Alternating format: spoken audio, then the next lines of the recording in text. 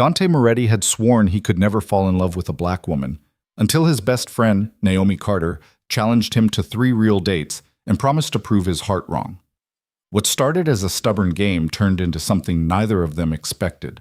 A broken-down car, a thunderstorm, a single hotel room, and pepper soup that tasted like home. Then came the park bench where everything shifted, and finally, the night Dante walked into Naomi's engagement party and shattered every wall he'd ever built. This is their story. Hit like, comment what city you're watching from, and follow to see how this unfolds. The rain hammered against the floor-to-ceiling windows of Dante Moretti's penthouse office like it was trying to break through. Lightning split the sky over Brooklyn, briefly illuminating the dark mahogany desk where he sat with a glass of whiskey he hadn't touched. His phone buzzed for the 3rd time in 10 minutes. He knew who it was without looking. Naomi. She'd been calling since their argument 2 days ago, the one that had started over something stupid, his comment at Adrian's birthday party about never being attracted to black women. He hadn't meant it the way it came out. Or maybe he had. Dante didn't know anymore. What he did know was that Naomi had looked at him like he'd slapped her, and she'd walked out before he could explain. The phone buzzed again. This time he picked up. What? Don't what me, Dante. Her voice came through sharp and clear, cutting through his annoyance like it always did. We need to talk. We talked. You didn't like what I said. End of story. No, not end of story. There was a pause, then something that sounded like determination settling into her tone. I'm coming over. Naomi. The line went dead. Dante set the phone down and dragged a hand over his face. 15 years. That's how long he'd known Naomi Carter. They'd met in college when she was a sophomore, and he was a senior trying to figure out how to take over his father's business without getting himself killed in the process. She'd been studying criminal justice, of all things, with big plans to become a lawyer who actually helped people instead of defending men like him. She never became that lawyer. Life had other plans. But she'd stuck around anyway, somehow becoming the one person in his world he trusted without question. The one person who could call him on his garbage and walk away unscathed. 30 minutes later, his doorman called up to announce her arrival. Dante buzzed her in and waited, listening to the familiar sound of her heels clicking against the marble floor of his hallway. She didn't knock. She never did. The door swung open and there she was, soaked from the rain, her black coat dripping water onto his expensive rug. You look like a drowned cat, he said. And you look like you've been sitting in the dark feeling sorry for yourself. She shrugged off her coat and tossed it over the back of his leather couch. Underneath, she wore jeans and a simple white sweater that clung to her in ways he tried not to notice. We're settling this tonight? There's nothing to settle. You're an idiot. Tell me something I don't know. Naomi crossed the room and stood in front of his desk, arms folded. She was tall, 5'9" without heels, nearly 6 feet with them. And she had a way of looking at him that made him feel like she could see straight through every lie he told himself. Here's what's going to happen, she said. You and me, 3 dates, real dates. Not grabbing pizza at 2 in the morning after one of your meetings. Not sitting in your car while you handle business. Actual dates where you pick me up, take me somewhere, and treat me like a woman you're trying to impress. Dante leaned back in his chair. Why would I do that? Because you're going to prove to yourself that you're full of it. That comment you made about never being attracted to black women? I'm calling you out. You don't know what you're talking about because you've never tried. You've never let yourself see us as anything other than background noise. That's not... Yes, it is. Her voice didn't rise, but the intensity behind it made him stop. 3 dates, Dante. If after 3 real dates you can look me in the eye and tell me you feel nothing, I'll drop it. I'll never bring it up again. But if you can't... She paused. Then you admit you were wrong. He studied her face, looking for the joke, the angle, the thing that would explain why his best friend was suddenly standing in his office demanding he take her on dates. But all he saw was Naomi, steady, stubborn, certain. And if I say no, then you're a coward who's afraid to face the truth. Dante picked up his whiskey and finally took a drink. It burned going down, which felt appropriate. You're serious. Dead serious. 3 dates. 3 dates. He set the glass down. Fine. But when this proves nothing, you're buying me dinner and apologizing. Naomi smiled, and it was the kind of smile that should have warned him he was already in over his head. Deal. The first date happened 3 days later. Dante picked her up at 7, driving his black Mercedes through the Friday night traffic toward a restaurant in Manhattan he'd chosen specifically because it was the kind of place that required reservations weeks in advance. He figured if he was doing this, he might as well do it right. Naomi was waiting outside her building when he pulled up, wearing a deep red dress that hit just above her knees and made him forget, momentarily, how to form words. She slid into the passenger seat with an easy grace, bringing with her the scent of something warm and sweet. Vanilla, maybe, or honey. "Nice car," she said, fastening her seatbelt. "It's the same car I always drive." "I know, but tonight I'm pretending to be impressed by it." Dante pulled back into traffic. "This was your idea. And you're doing great so far." Very convincing. They drove in silence for a few blocks. It should have been comfortable. They'd spent countless hours together in cars, late nights driving nowhere in particular just to talk. But something felt different now. The air between them carried a charge he couldn't quite name. "Where are we going?" Naomi asked. "Maria, you like Italian." "I do." She glanced at him. "How'd you get a reservation there on 3 days' notice?" "I know people." "You mean you threaten people?" "Same thing." She laughed, and the sound loosened something in his chest. This was good. This was normal. Whatever weird tension had crept in would fade once they sat down and started talking like they always did. Except it didn't. The restaurant was everything it was supposed to be. Dim lighting, expensive wine, pasta that probably cost more than most people's rent. They got a corner table with a view of Central Park, and the waiter treated them like royalty because he recognized Dante and knew better than to do otherwise. Naomi ordered the lobster ravioli. Dante got the ossobuco. They shared a bottle of wine that she picked because she actually knew about wine, unlike him, who just pointed at expensive things and hoped for the best. "So," she said, once the waiter had left them alone, "tell me something I don't know about you." "After 15 years, there's nothing left. There's always something." She leaned forward, resting her chin on her hand. "Come on, something real, not business stuff, not about your father or the family or any of that. Something about you." Dante cut into his veal, buying time. "I don't like elevators." "What?" "Elevators. I don't like them. I take the stairs whenever I can." Naomi blinked. "You live on the 20th floor?" "I'm aware. I've seen you take the elevator dozens of times." "Because sometimes I don't have a choice. Doesn't mean I like it." He took a bite of his food. "Your turn." "My turn what?" "Tell me something I don't know." She considered this, swirling her wine glass. "I wanted to be a singer when I was little, before the lawyer thing. I used to put on concerts in my living room and make my mom pay $1 to watch." "Were you any good?" "Terrible. Absolutely terrible. My mom still has videos somewhere. They're humiliating. I want to see them. Never happening." They talked through dinner, falling into the easy rhythm they'd always had. But Dante kept noticing things he'd somehow missed before. The way Naomi's eyes caught the candlelight when she laughed. How she ate her pasta slowly, savoring each bite instead of rushing through the meal like he did.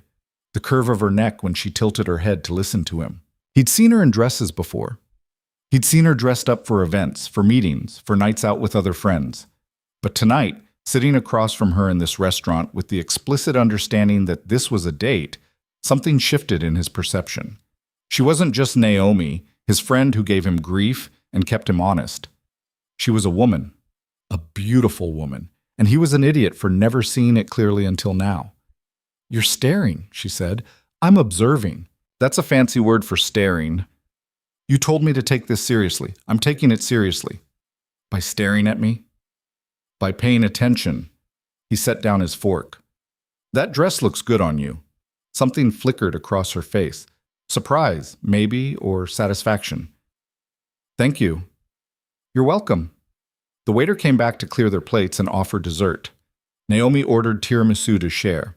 Dante let her because he'd learned a long time ago that arguing with her about dessert was pointless. "Can I ask you something?" she said once they were alone again.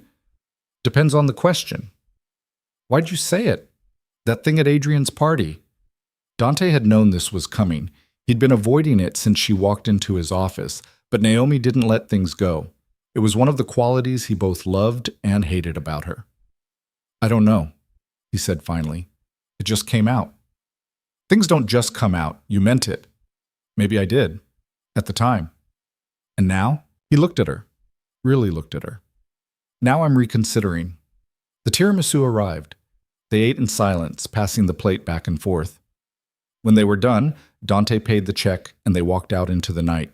The rain had stopped, leaving the streets slick and gleaming under the streetlights. "That wasn't so bad, was it?" Naomi said as they walked back to his car. "It was fine." "Just fine?" "It was good. You happy?" She smiled. Getting there. They were halfway back to Brooklyn when the car started making a noise that definitely wasn't normal. Dante frowned and pulled over, popping the hood. Steam rose from the engine in thick clouds. "Please tell me this isn't happening," Naomi said, leaning over to look. "It's happening." "What's wrong with it?" "How should I know? I'm not a mechanic." She pulled out her phone. "I'll call a tow." "In this neighborhood at this hour? We'll be waiting until morning." "So what do you suggest?" Dante looked around. They were in Queens, not far from the highway, in an area that was mostly industrial buildings and the occasional sketchy motel. Thunder rumbled in the distance, and he could see another storm rolling in. "There's a hotel 2 blocks from here," he said. "We can wait there until the tow truck shows up." Naomi gave him a look. "A hotel?" "It's either that or sit in the car in the rain. This better not be some elaborate setup." "You think I sabotaged my own car?" "I think you're devious enough to try." Dante grabbed their jackets from the back seat and locked the car. "Come on before the rain starts." They made it to the hotel. Calling it a hotel was generous. It was more of a rundown motor lodge with flickering neon signs, just as the sky opened up again. The woman at the front desk looked half asleep and didn't ask questions when Dante paid cash for a room. "1 bed or 2?" she asked, not looking up from her magazine. "2," Naomi said quickly. "Only got rooms with 1 bed left." "Of course you do," Dante muttered. They took the key and climbed the stairs to the 2nd floor. The room was exactly what he'd expected. Dingy carpet, questionable bedspread, a TV that probably hadn't worked since the 90s. But it was dry, and it had a roof, which was more than could be said for his broken-down car. Naomi stood in the middle of the room, arms crossed. "Well, this is romantic. I'll sleep on the floor." "Don't be ridiculous. The floor probably has diseases. We're adults. We can share a bed without it being weird." "If you say so." Lightning flashed outside, followed immediately by thunder that shook the windows. Naomi jumped slightly, and Dante remembered something he'd forgotten until now. She hated thunderstorms. Had since they were in college. "You okay?" he asked. "Fine, just fine." But she didn't look fine. She looked tense, her shoulders rigid as another crack of thunder rolled through. "There's a diner across the street," Dante said. "You hungry?" "A little." "I'll go grab us something." "In this storm?" "I've been through worse." He was back 15 minutes later, soaked again, but carrying bags of diner food, burgers, fries, and 2 slices of pie because the woman behind the counter had insisted. Naomi had changed out of her dress into the spare clothes she apparently kept in her purse, leggings and an oversized sweater that made her look younger somehow, more vulnerable. They sat on the bed and ate, the sound of rain hammering against the window filling the silence. Dante watched her pick at her fries, noticed the way she kept glancing toward the window whenever lightning lit up the sky. "Talk to me," he said. "About what?" "Anything. Distract yourself." She was quiet for a moment, then said, "Do you remember that summer before senior year, when we drove up to Maine for no reason? I remember you almost getting us killed because you insisted on driving. I'm a good driver." "You drove off the road into a ditch. There was a deer." "There was no deer, Naomi." She threw a fry at him. He caught it and ate it, which made her laugh. And just like that, the tension eased. They talked for hours, sprawled across the ugly bedspread, trading stories they'd told 100 times before, but somehow felt new in this context. Around midnight, Naomi got up to use the bathroom. Dante heard her scream a second later. He was on his feet and through the door before he could think. "What? What happened?"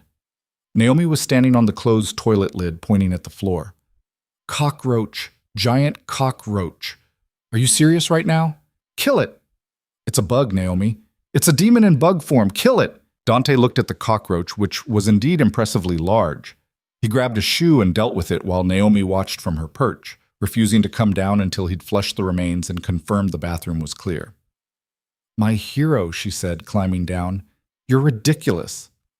I'm traumatized. That thing was the size of a small car. They went back to this bed. The storm was still raging outside, showing no signs of stopping. Naomi settled against the pillows, and Dante lay down beside her, keeping a respectful distance. Thank you, she said quietly. For tonight, even with the car breaking down and the terrible hotel and the cockroach. Don't thank me yet. We still have 2 more dates. You think you're getting out of this? I think you might reconsider after tonight. She turned to look at him, and her face was close enough that he could see the flecks of gold in her dark eyes. Tonight was perfect. Thunder cracked overhead, and Naomi flinched, moving closer without seeming to realize it. Dante didn't move away. He let her settle against his chest, feeling her heart racing against his ribs. It's just noise, he said. I know. Doesn't make it less scary. He wrapped an arm around her shoulders, and she relaxed into him. They lay there in the dark, listening to the rain, and Dante tried to remember the last time he'd felt this calm. This settled, like everything outside this room could wait. Dante? Naomi's voice was soft, almost drowsy. Yeah? I'm glad we're doing this. He looked down at her, at the way her hair spread across his chest, at the trust in the way she'd curled against him. Something in his chest shifted, a wall he hadn't known was there developing a crack. Yeah, he said. Me too. She fell asleep like that, her breathing evening out as the storm raged on. Dante stayed awake longer, staring at the water-stained ceiling and trying to figure out when exactly his best friend had become someone he couldn't stop thinking about. The morning came too bright and too early. Dante woke to find Naomi still pressed against him, her hand resting over his heart. He didn't move, didn't want to break whatever this was. Eventually she stirred, blinking awake slowly. For a second she looked confused, then awareness crept in and she pulled back. Sorry, she mumbled. Don't be. They got ready in awkward silence, both of them too aware of what had shifted overnight. The tow truck arrived an hour later and they rode back to Brooklyn with the driver, who talked nonstop about his ex-wife and didn't seem to notice neither of them were listening. Dante dropped Naomi off at her building just before noon. She paused before getting out of the tow truck. So, she said, date number 2? I'll call you. You better. She climbed out and walked toward her building, and Dante watched her go, that crack in his chest widening just a little more. He didn't call her right away. He told himself he was busy, and he was, with meetings and shipments and the 1,000 other things that came with running an organization his father had built from blood and fear. But the truth was he was stalling, trying to figure out what the hell was happening to him. Adrian called him out on it 3 days later. You're being weird, his friend said, sitting across from Dante in the back office of one of their legitimate businesses, a restaurant in Little Italy that laundered money so clean it sparkled. I'm always weird. Weirder than usual. This about Naomi? Dante looked up sharply. What about her? You took her on a date. The whole city knows. Well, the parts of the city that matter. It wasn't a real date. No? What was it then? A proof of concept. Adrian laughed. You're an idiot, you know that? So I've been told. She's good for you, always has been. You've just been too stubborn to see it. It's not that simple. Why not? Because she's Naomi. Because she's my best friend. Because if I screw this up, I lose the one person who actually gives a damn about me beyond what I can do for them. Adrian leaned back in his chair. And if you don't screw it up, then what? Dante didn't have an answer for that. He finally called her a week after their first date. She answered on the 3rd ring. Took you long enough, she said. I was giving you time to miss me. Bold of you to assume I did. Did you? There was a pause. Maybe a little. Date number 2, this Saturday. I'm picking you up at 2. Where are we going? You'll see. Dante, trust me. Another pause. Fine. But if this is another fancy restaurant, it's not. I promise. Saturday came with perfect weather, clear skies, warm sun, the kind of day that made New York feel less like a concrete jungle and more like somewhere people actually chose to live. Dante picked Naomi up in a different car, a vintage Mustang he kept in a garage in Jersey for days when he wanted to pretend he was someone else. She came downstairs wearing jeans and a yellow tank top, her hair pulled back in a ponytail, and Dante felt that same punch to the chest he'd felt at the restaurant. How had he never noticed? How had 15 years passed with her right there in front of him and he'd been too blind to see? "Nice car," she said, sliding into the passenger seat. "Figured I'd leave the Mercedes at home this time. Didn't want to risk another breakdown." Smart man. He drove them out of the city, heading north along the Hudson. Naomi didn't ask where they were going, just rolled down her window and let the wind tangle her hair, singing along to the radio when songs she knew came on. An hour later, they pulled into a state park Dante had found years ago during a drive when he'd needed to clear his head. It wasn't much, just trails and trees and a lake that reflected the sky like glass. But it was quiet, and quiet was something he rarely got. They walked the trails talking about nothing and everything. Naomi told him about a case she'd been consulting on. She'd never become a defense lawyer, but she did freelance work for firms that needed investigators. Dante told her about a shipment that had gotten intercepted and the headache it had caused. Eventually, they found a bench overlooking the lake and sat down. The sun was starting its descent toward the horizon, painting everything gold. "This is nice," Naomi said. "Different. Different good or different bad?" "Different good. I didn't think you knew places like this existed." "I contain multitudes."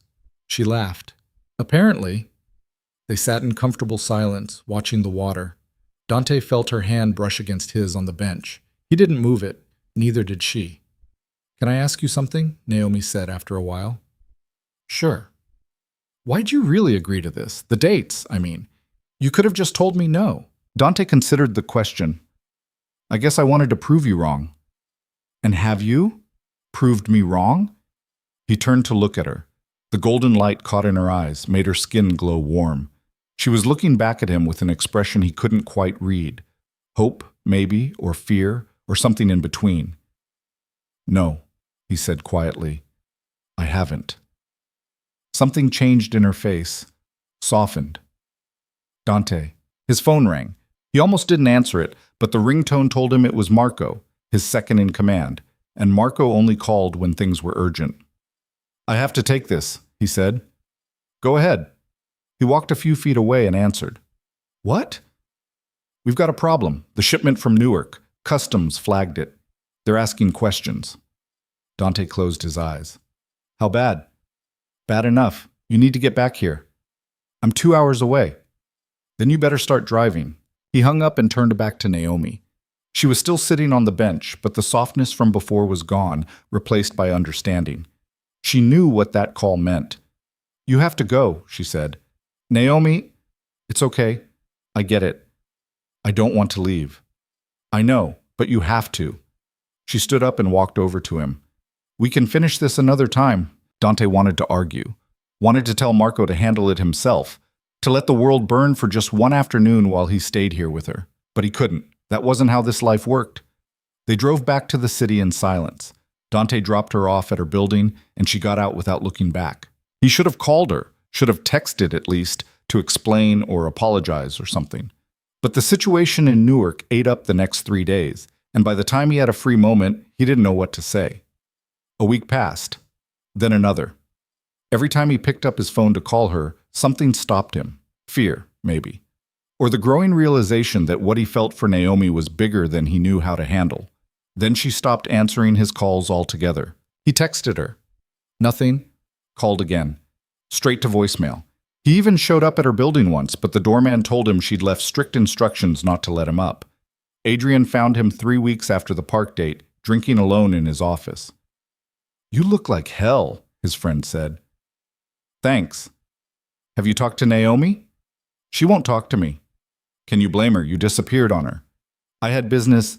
"You always have business, Dante. That's not an excuse." Dante slammed his glass down. "Well, what do you want me to say? That I screwed up? Fine, I screwed up. Happy?" "I want you to fix it." "I don't know how." Adrian sat down across from him. "Then figure it out. Because she's the best thing in your life, and you're about to lose her over your own stupidity. But before Dante could figure anything out, he ran into Naomi at a charity gala he'd been obligated to attend. She was there with someone, a tall guy in an expensive suit who kept his hand on her lower back in a way that made Dante want to break his fingers. He watched them from across the room, his chest tight. Naomi looked beautiful in a midnight blue gown, laughing at something the guy said. She hadn't laughed like that in weeks. Not with him. Then she saw him. Their eyes met across the crowded ballroom, and for a second, everything else fell away. Dante started toward her, but she turned away, pulling her date toward the exit. "Who was that?" Dante heard the guy ask. "Nobody," Naomi said. "Just an old friend." Just an old friend. The words hit harder than any punch he'd ever taken. The words echoed in Dante's head for days afterward. Just an old friend. He'd replayed that moment at the gala 100 times, watching Naomi walk away with that guy's hand on her back, her voice carrying those 4 words that had somehow gutted him worse than a knife ever could. He tried calling her again the next morning. Voicemail. He sent a text asking to talk. Read. No response. He even drove past her building twice before admitting to himself that showing up unannounced would only make things worse. Marco found him in the gym 3 days later, beating the hell out of a punching bag like it had personally offended him. "You're going to break your hand," Marco said from the doorway. Dante didn't stop. His knuckles were already raw, blood seeping through the thin wrap he'd bothered to put on. "Then I'll break it." "This about the Carter girl?" "Don't call her that." "So it is about her." Marco leaned against the wall, watching. "What'd you do?" "Why do you assume I did something?" "Because I've known you for 10 years, and you only get like this when you've screwed up and don't know how to fix it." Dante finally stopped, breathing hard. Sweat dripped down his face. "I don't want to talk about it." "Fine, but you should know she was asking about you." That made Dante turn around. "When?" "Last week. She called the restaurant, asked if you were there. It didn't leave a message when I said you weren't." "Why didn't you tell me?" "Because you've been acting like a crazy person, and I figured you'd do something stupid." Marco pushed off the wall. "Look, I don't know what happened between you two, but whatever it is, fix it. You're useless like this." After Marco left, Dante stood in the empty gym trying to figure out what the hell he was supposed to do. The rational part of his brain, the part that had kept him alive in a business where most men didn't make it past 40, told him to let it go. Naomi had moved on. She had someone new. That's what people did. But the other part, the part that had been growing louder since that night in the hotel room during the storm, wouldn't shut up. It kept showing him images. Naomi laughing over tiramisu, Naomi curled against his chest, Naomi in that yellow tank top with the sun in her hair, Naomi saying his name in the dark like it meant something. He was still standing there when his phone rang. Unknown number. "Yeah, Mr. Moretti?" Woman's voice, professional, unfamiliar. "This is Melissa from Dr. Chen's office. We have you down for an appointment tomorrow at 2, but we need to reschedule. I don't have an appointment with any Dr. Chen." "Oh." A pause. "I'm sorry, I must have the wrong number. I was looking for Dante Moretti regarding Naomi Carter's emergency contact information." Dante's blood went cold. "What happened? Is she okay?" I can't discuss patient information with... I'm her emergency contact. You just said so. What happened?" Another pause. Longer this time, then, quietly. "She was in a car accident yesterday. Minor injuries, but she's been asking for her emergency contact, and the number we have on file isn't answering." "What hospital?" "Sir, I really can't..." "What hospital?" The woman gave him the name. Dante was out the door before she finished the sentence. He made it to Mount Sinai in 15 minutes, which should have been impossible with midday traffic, but Dante had never cared much about traffic laws when things mattered. He parked illegally and ran inside, heading straight for the information desk. "Naomi Carter, what room?" The woman behind the desk typed slowly, maddeningly slowly. "Are you family?" "I'm her emergency contact. I need to see ID." Dante slammed his license down. The woman looked at it, then at him, then back at her computer. "4th floor, room 412, but visiting hours..." He was already gone, taking the stairs 2 at a time because the elevator would have made him lose his mind. 4th floor, room 412. He found it and pushed the door open. Naomi was sitting up in bed, her left arm in a sling, a bandage on her forehead. She was alone. No guy in the expensive suit. No one. She looked up when he came in, and her eyes went wide. Dante, what are you okay? He crossed the room in 3 steps, his hands hovering over her like he was afraid to touch and make things worse. What happened? The office said there was an accident. I'm fine. It was just a fender bender. Some guy ran a red light and clipped my car. She was staring at him like she couldn't quite believe he was there. How did you even know? They called me. Said I was your emergency contact. Oh. Something shifted in her expression. I forgot I still had you listed. You should have called me yourself. I didn't think you'd want to hear from me. Dante pulled up a chair and sat down hard. His hands were shaking. He shoved them in his pockets so she wouldn't see. Don't say that. Why not? You disappeared on me, Dante. After the park. After everything, you just... She stopped, looking away. I saw you at the gala. You saw me too. With that guy. His name is Malik. The name hit like a slap. Malik. Real name, real person. Not just some random guy in a suit. You're seeing him. I am. Since when? Does it matter? Yes. The word came out harsher than he meant. Dante took a breath, tried to steady himself. Yes, it matters. Naomi looked at him then, really looked at him, and he saw something in her eyes he'd never seen before. Hurt, raw, and unmistakable. You don't get to do this. You don't get to ignore me for 3 weeks and then show up here acting like you have any right to ask about my life. I wasn't ignoring you. Then what were you doing? I was trying to figure out what the hell I was feeling. The words burst out before he could stop them. Dante stood up, pacing the small room. You asked me on those dates to prove a point, and you did. You proved it. But then I didn't know what to do with it. What are you talking about? He turned to face her. You were right. At the restaurant, in the hotel, at the park. You were right about all of it. I was blind and stupid, and I said things I didn't mean because I was too much of a coward to admit the truth. Which is that I see you now. That I can't stop seeing you. That every time I close my eyes, I'm back in that hotel room with you sleeping on my chest, or sitting on that bench watching the sun go down, or watching you walk away at the gala and wanting to punch that guy just for standing next to you. Naomi's good hand went to her mouth. Dante, I know I screwed up. I know I don't deserve another chance. But don't tell me it doesn't matter, because it's the only thing that matters. The room went quiet, except for the beeping of some machine monitoring something Dante didn't understand. Naomi was staring at him with tears in her eyes, and he'd made her cry, which made him hate himself even more. You can't do this, she said finally, her voice breaking. You can't say these things now. Why not? Because Malik is good to me. He calls when he says he will. He doesn't disappear for weeks. He doesn't make me feel like I'm always second to whatever crisis is happening in your world. I never meant to make you feel like that. But you did. A tear slipped down her cheek. You did, and I can't keep waiting for you to figure out what you want. Dante crossed back to her bed and knelt down so they were eye level. I know what I want. Do you? Because 3 weeks ago you knew you had to leave the park for business. You knew you had meetings and shipments and 100 other things more important than sitting on a bench with me. What's changed? Everything. Nothing. I don't know. He reached up and carefully wiped the tear from her face with his thumb.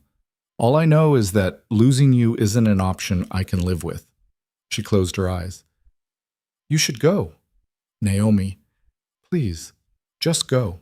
He wanted to argue, wanted to stay and make her listen until she understood, but the exhaustion in her voice stopped him. He'd caused that, him and his cowardice and his inability to just say what he felt until it was too late. Dante stood up and headed for the door. He paused with his hand on the handle. I'm sorry for all of it. I know, she said quietly, but sorry doesn't fix it. He left. Walked out of that hospital room and down the stairs and out into the afternoon sun that felt too bright, too normal for how completely his world had just collapsed. Marco was waiting by his car, having apparently followed him. That bad? Worse. Want to talk about it? No.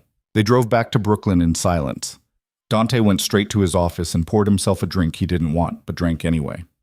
Then another. By the time the sun set, he'd gone through half a bottle of scotch and was no closer to figuring out how to fix the mess he'd made. Adrian showed up around 9, letting himself in like he owned the place. Heard you had an interesting day. News travels fast. It does when you nearly run 3 people off the road getting to the hospital. Adrian sat down across from him. She okay? Minor injuries, arm in a sling, some bruising. And she's with someone else, someone who doesn't screw everything up. You talked to her? I tried. She told me to leave. Adrian was quiet for a moment. You love her. It wasn't a question. Dante looked up at his oldest friend and didn't bother denying it. Yeah, I do. Does she know? I think so. Doesn't matter. I'm too late. Maybe. Maybe not. Adrian leaned forward. Look, I've watched you two dance around each other for 15 years. You're both idiots, but you're idiots who belong together. If she's really moved on, then you deal with it. But if there's even a chance, there's not. You didn't see her face. I've seen your face, and right now you look like you're about to give up, which isn't like you at all. Dante drained his glass. What do you want me to do? She's made her choice. Has she? Or is she protecting herself because you broke her heart? I didn't. But he had. He could see it now, all the ways he'd let her down. The disappearing act after the park, the weeks of silence, showing up only when forced to face the possibility of losing her completely. Give her space, Adrian said. Let her breathe, but don't disappear again. That's what she expects you to do, and you need to prove her wrong. After Adrian left, Dante sat alone in his office and thought about what his friend had said. Give her space. Don't disappear. It sounded simple, but nothing about this felt simple. The next 2 weeks were the longest of Dante's life. He went to work, handled business, met with suppliers and distributors, and all the people who kept his father's empire running. But his mind was always somewhere else, always circling back to Naomi in that hospital room and the look on her face when he told her he couldn't lose her. He didn't call her, didn't text, but he checked on her through other people. Marco had a cousin who worked at the hospital and confirmed she'd been discharged the next day. Adrian ran into her at a coffee shop and reported back that she seemed fine, if a little tired. Dante hated relying on second-hand information, but it was better than nothing. Then, 3 weeks after the hospital, Adrian called him with news that made his stomach drop. Naomi's engagement party is next Friday. Dante stopped walking. He was in the middle of inspecting a warehouse in Red Hook, and the words didn't make sense at first. What? She and Malik, they're engaged. The party's at that rooftop place in Chelsea. I got an invitation. That's impossible. They've barely been dating. When you know, or so people keep saying. Adrian paused. You okay? No. He wasn't okay. He was the opposite of okay. Engaged. Naomi was engaged to someone else, to Malik, who called when he said he would and didn't disappear, and was probably perfect in all the ways Dante would never be. Yeah, Dante lied. I'm fine. You're not fine. I can hear it in your voice. What do you want me to say?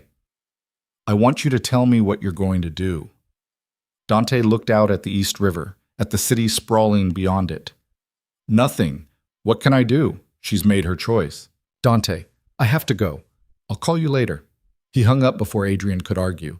His second-in-command, Luca, was waiting nearby, looking uncertain. Everything okay, boss? Fine. Let's finish this inspection. But he couldn't focus, couldn't think about inventory counts or shipping schedules or any of it. All he could think about was Naomi in a white dress. Naomi saying vows to someone else. Naomi building a life that didn't include him in any way that mattered. He made it through the rest of the day on autopilot. Went home, poured a drink, sat in the dark and tried to accept that he'd lost the one thing that actually mattered. His phone buzzed around midnight, a text from an unknown number. You're invited to celebrate the engagement of Naomi Carter and Malik Thompson. Friday, 8 p.m., Skyline Rooftop. Please RSVP. Below it was a photo. Naomi and Malik, his arm around her shoulders, both of them smiling. She looked happy, beautiful and happy, and completely out of Dante's reach. He stared at that photo for a long time. Then he did something he'd never done before in his entire life. He let himself break down. Sat in his dark penthouse with a glass of scotch and admitted that he'd ruined the best thing he'd ever had. and there was no one to blame but himself. Friday came too fast and too slow at the same time. Dante had a meeting scheduled for that night, something important with suppliers from overseas who didn't take kindly to being rescheduled. He told himself he'd go to the meeting, handle business, stay away from that rooftop party where Naomi would be celebrating a future that didn't include him. He made it until 7:30 before he cracked. The meeting was in a private room at a restaurant in Soho. Dante sat at the head of the table, half listening to discussion about routes and percentages and security concerns. His phone sat face down next to his water glass. He hadn't checked it in an hour, afraid of what he might see. Photos from the party, maybe. Or messages from people he knew who were there. At 7:45, his phone buzzed. He ignored it. It buzzed again and again. "Excuse me," he said, interrupting someone mid-sentence. He picked up his phone and walked to the corner of the room. 3 messages from Adrian. "Get down here. She keeps looking at the door. If you're not coming, tell me now so I can stop watching her heart break every time someone walks in and it's not you." Dante's chest went tight. He looked back at the table, at the men waiting for his attention, at the deal that could set them up for the next 6 months. Then he looked at the messages again. "She keeps looking at the door." He made his choice. "Marco," he said, catching his second-in-command's eye. "You're in charge. Close the deal." "Boss? Where are you?" But Dante was already gone, out the door and down the stairs and into his car. He drove like a man possessed, weaving through traffic, running lights he probably shouldn't have run. The rooftop venue was in Chelsea, 20 minutes away with normal traffic. He made it in 12. He parked illegally again, seemed to be a theme lately, and took the elevator up to the rooftop level. The doors opened onto a space decorated with string lights and flowers, and too many happy people. Music played from somewhere, laughter floated through the air. Dante stepped out and scanned the crowd. It took him less than 10 seconds to find her. Naomi stood near the edge of the rooftop, talking to a group of women he didn't recognize. She wore a gold dress that caught the light, her hair swept up, her left arm out of the sling but still moving carefully. Malik stood next to her, his hand on her lower back again, smiling at something someone said. Adrian appeared at Dante's elbow. "You came." "I'm an idiot." "Yes, you are. But you're here." Adrian clapped him on the shoulder. "Don't waste it." Dante started forward, his heart hammering. He'd faced down armed men without flinching. He'd stared down federal agents and rival families and his own father's legacy.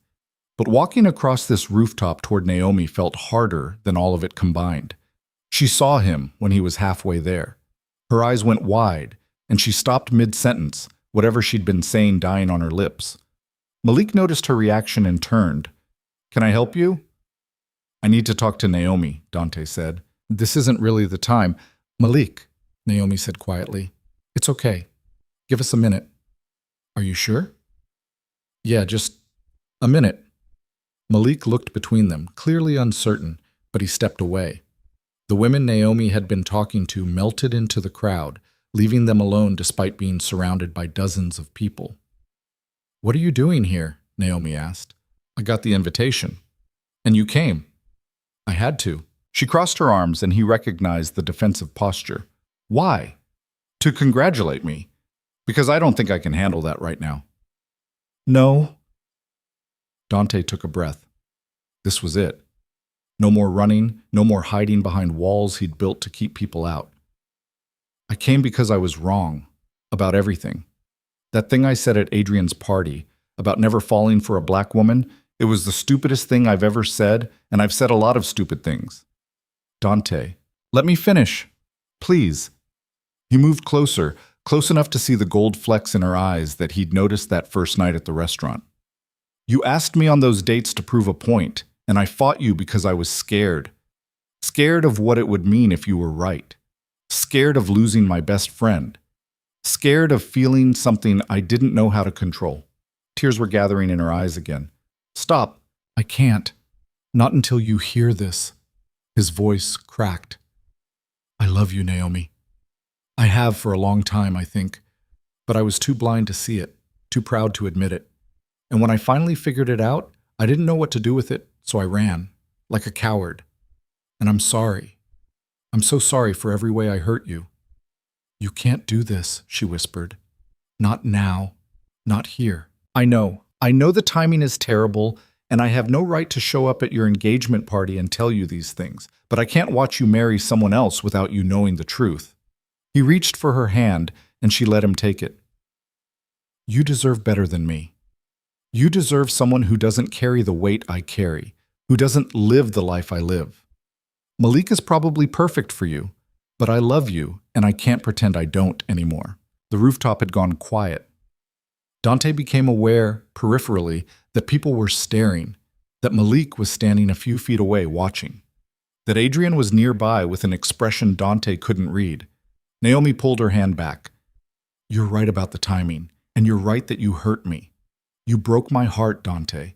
Not once, but over and over every time you chose something else over me." "I know. Do you? Because it feels like you showed up here thinking you could just say the right words and fix everything." "That's not, but maybe it was. Maybe some part of him had thought exactly that. I don't know how to fix it. I just know I had to try." She wiped at her eyes, and he hated himself for making her cry in front of all these people, at her own engagement party, when she should have been happy. Then she did something he didn't expect. She started laughing, not happy laughter, something edged with hysteria and tears. "What?" Dante asked. "You're unbelievable, you know that?" She looked past him toward where Adrian was standing. "You can come out now." Adrian walked over, and Malik joined him. The two of them stood there looking entirely too pleased with themselves. Dante looked between them, confused. "What's going on?" Naomi turned back to him. "There is no engagement." The words didn't compute. "What?" "Malik is an actor. Adrian hired him. This whole thing," she gestured at the party around them, "was a setup to see if you'd actually show up and admit how you felt instead of running away again." Dante stared at her, then at Malik, then at Adrian, who shrugged. "You're welcome." "You set me up," Dante said slowly. "We set you up," Naomi corrected, "because you're stubborn and blind, and I was tired of waiting for you to pull your head out of your—" She stopped herself. "I was tired of waiting. So you're not engaged?" "No." "You're not with Malik?" "He's gay and very happily married to someone named David." Malik gave a little wave. "Nice to meet you properly. Adrian says you're less scary than you look, but I'm not convinced." Dante's brain was trying to catch up. "The accident, the hospital." "Real," Naomi said. "That part was real. Everything after was us trying to make you wake up and see what was right in front of you." "You're insane, both of you." "Probably," Adrian agreed cheerfully. "But it worked, didn't it?" Dante looked at Naomi, at the tears still on her cheeks and the hope and fear warring in her expression. "You really did all this just to force me to admit that you love me?" "Yes. Because I've loved you for 15 years, you idiot, and I was done pretending I didn't." The noise around them faded. The party, the people. All of it disappeared until there was just Naomi standing in front of him saying words he'd never thought he'd hear. "Say that again," he said. "Which part? The part where I called you an idiot?" "The other part." She stepped closer, close enough that he could smell her perfume, the same vanilla and honey scent from that first date. "I love you, Dante Moretti. I have loved you since we were kids who didn't know anything, and I'm still loving you even though you drive me absolutely crazy." Dante reached up and cupped her face in his hands, careful of the bruise still fading on her forehead. "I love you too. And I'm sorry it took me this long to say it. You're forgiven, mostly. We'll see how the rest of the night goes." He kissed her then, in front of everyone at a fake engagement party that had been designed to break him open and force out the truth. And when she kissed him back, wrapping her good arm around his neck and pulling him closer, Dante finally understood what he'd been missing all these years. This feeling of coming home to someone who knew every broken part of him and loved him anyway.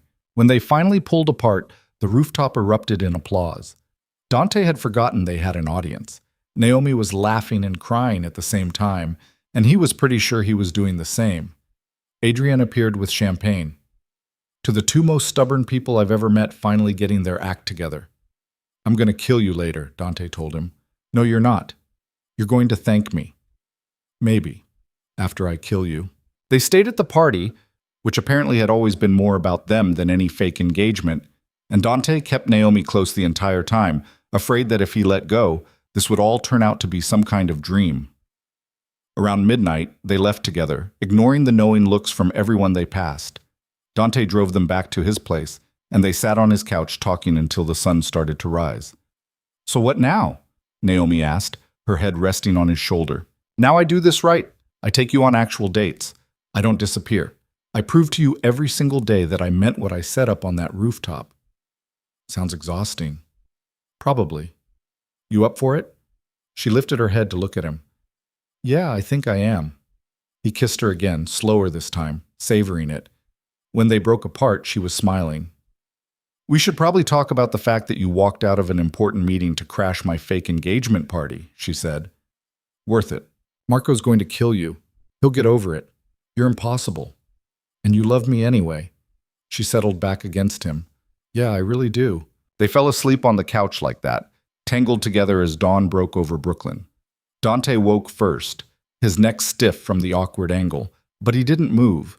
Naomi was still pressed against his side, her breathing deep and even, one hand resting over his heart like she was making sure he was real. He watched her sleep and tried to reconcile this moment with everything that had come before. 15 years of friendship, of keeping her at arm's length while pretending he didn't notice the way she looked at him sometimes. 15 years of telling himself it was enough just to have her in his life, even if it meant swallowing down feelings he couldn't name. She stirred around 8, blinking awake slowly.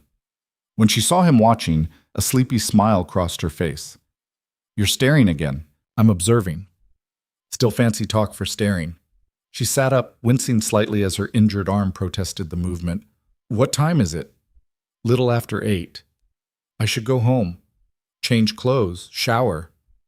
Or you could stay." The words came out before he'd thought them through. "I mean, I have a shower, and I can get you clothes if you need them." Naomi raised an eyebrow. "Trying to keep me here, Moretti?" "Maybe. Is it working?" She pretended to consider it. "Coffee first, then we'll see." Dante made coffee while Naomi explored his penthouse like she'd never really seen it before. She'd been here hundreds of times over the years, but apparently having admitted they were in love changed the context. She picked up books from his shelf, studied the photos he kept on the mantel, ran her fingers along the edge of his desk. "You're a neat freak," she called from his office. "I like things organized. Everything's in perfect right angles. It's unsettling." He brought her coffee the way she liked it, 2 sugars, splash of cream, and found her standing at his window looking out over the city. Morning light caught in her hair, turned the gold dress from last night into something that shimmered. "You never answered my question," he said. "Which one?" "About staying." She turned to face him, accepting the coffee mug. "I want to, but we should probably talk about what this is first." "What do you mean?" "I mean, last night you said a lot of things on that rooftop, beautiful things. But you were also probably running on adrenaline and fear and whatever else made you abandon an important meeting to crash a fake party." Dante set his own mug down. "You think I didn't mean it?" "I think you meant it in the moment. I'm just wondering if you'll still mean it tomorrow, next week, next month when the reality of being with me becomes less romantic and more complicated." "Naomi, your life isn't simple, Dante. Mine isn't either. And we've been friends for so long that jumping into something more—" She trailed off, looking uncertain. "What if we mess it up? What if we try this and it falls apart and we lose everything we had?" He moved closer, taking the coffee from her hands and setting it aside so he could hold both of hers. "We could mess it up. We probably will mess parts of it up because I'm terrible at relationships and you have 0 patience for my garbage. But I'd rather try and fail than spend the rest of my life wondering what we could have been." "That's a nice speech." "I'm serious." "I know. That's what scares me." She squeezed his hands. "I've loved you for a long time, and I've made peace with the fact that it might never happen. But now that it is happening, I'm terrified." "Of what?" "Of losing you. Of this not being enough. Of you realizing I'm not what you actually want when the newness wears off." Dante pulled her closer, wrapping his arms around her carefully, mindful of her healing shoulder. "You're what I want. You've always been what I wanted. I was just too stupid to see it. And yeah, my life is complicated. There are things I do and people I deal with that you're not going to like, but none of that changes how I feel about you." She rested her forehead against his chest. "What are we doing?" "Being together, figuring it out as we go. That's not much of a plan." It's the only plan I've got. She laughed, the sound muffled against his shirt. Okay, we'll try this. But you have to promise me something. What? Don't disappear on me again. If something happens, if you get scared or overwhelmed or whatever, you talk to me. You don't just vanish and leave me wondering if I did something wrong. I promise. He tilted her chin up so she was looking at him. And you have to promise me something too. What's that? Stop expecting me to screw this up. I probably will at some point because I'm human and an idiot most of the time. But stop waiting for it like it's inevitable. Naomi studied his face for a long moment. Then she nodded. Deal. They sealed it with a kiss that started gentle and turned into something more. By the time they broke apart, they were both breathing hard and Dante was reconsidering every decision that had led to them being vertical and fully clothed. Shower, Naomi said, reading his mind. Alone. Then breakfast. You're no fun. I'm very fun, you just haven't earned it yet. She disappeared into his bathroom, and Dante heard the water start a minute later. He made himself busy in the kitchen, pulling together ingredients for breakfast and trying not to think about Naomi naked in his shower 20 feet away.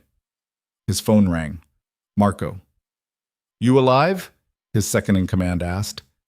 Yeah, sorry about last night. Don't apologize to me. Apologize to the suppliers who flew in from Singapore for that meeting. Dante winced. How bad? They were insulted at first. Then I explained you had a personal emergency, and they calmed down. We closed the deal, but you owe them dinner next time they're in town. Done. Anything else fall apart while I was gone? Nothing major, though Luca wants to know if you're actually dating Naomi Carter now, because apparently there's a pool going, and he bet against it. Tell Luca he lost his money. Marco laughed. So it's true. About time, boss. Everyone's got opinions today. Because everyone's been watching you two dance around each other for years. It was painful. A pause. She good for you? Dante glanced toward the bathroom, where he could hear Naomi singing something off-key over the sound of the water. Yeah, she is. Then I'm happy for you. Now get back to work before this organization falls apart. They hung up just as Naomi emerged from the bathroom wearing one of his shirts and nothing else that he could see. Her hair was wet, her skin glowing, and Dante forgot whatever he'd been about to say. I borrowed this, she said, tugging at the hem of the shirt. Hope that's okay. Very okay. Good. What's for breakfast? They ate scrambled eggs and toast at his kitchen counter, sitting on bar stools with their knees touching. It felt domestic in a way Dante had never experienced before. He'd had women stay over, sure, but never like this. Never with someone who knew exactly how he liked his coffee and which news channel he preferred and all the little details that came from years of friendship. I have to go home eventually, Naomi said around 10, after they'd finished eating and migrated back to the couch. I have work tomorrow and all my stuff is at my place. So move it here. She looked at him like he'd lost his mind. We've been together for approximately 12 hours. We've known each other for 15 years. That's not the same thing. Why not? Because there's a difference between friendship and... She stopped, seeming to realize she didn't have a good argument. It's too fast. Says who? Says common sense. Says every relationship expert ever. Says the voice in my head that's screaming, this is crazy. Dante shifted so he was facing her fully. I'm not saying move in tomorrow. I'm saying eventually. When you're ready. Because I don't want to do this halfway, Naomi. I don't want to date you casually and see where it goes. I want all of it. All of what? You, here, in my space, in my life, permanently. She was quiet for a long time, chewing on her bottom lip the way she did when she was thinking hard about something. You're really serious about this. Did you think I wasn't? I thought maybe you'd wake up this morning and realize you got caught up in the moment. I don't get caught up in moments. I make decisions. Yeah, usually terrible ones. Fair point, but not this time. Naomi leaned back against the couch, studying him. What happens when your work gets dangerous? When you have to do things I don't want to know about? We figure it out, together. And when I hate the choices you make? You tell me. We fight about it. We work through it. You're making this sound way simpler than it's going to be. Probably. But the alternative is not trying at all. And I already spent 15 years doing that. He reached for her hand, threading their fingers together. I know this is fast. I know it's scary. But I also know I don't want to waste any more time pretending we're just friends when we both know it's always been more than that. She squeezed his hand. When did you get so good with words? I've always been good with words. You just never listened. Liar. You're terrible with words. You show up and glare at people until they do what you want. That too. They spent the rest of the day together doing nothing and everything. Dante had work he should have been doing, calls to make, reports to review, people to intimidate, but he ignored all of it. Instead, they watched bad movies on his couch, ordered Thai food for lunch, and talked about all the things they'd never talked about before. The future, kids maybe, where they'd want to live, what kind of life they could build that balanced his world with hers. Around 5, Naomi finally insisted she needed to go home. Dante drove her, and she made him wait in the car while she ran upstairs to grab some clothes and her work laptop. You're not coming up? She asked before getting out. You told me to wait in the car. I didn't think you'd actually listen. He smiled. I'm trying this new thing where I do what you ask. That'll last about 3 days. Probably less. She leaned over and kissed him, quick and sweet. I'll be right back. She was gone 10 minutes. When she came back, she had an overnight bag and a look on her face that Dante couldn't quite read. What? He asked as she got in. My neighbor saw you sitting out here and asked if that was the famous Dante I've been talking about for years. Famous? Shut up.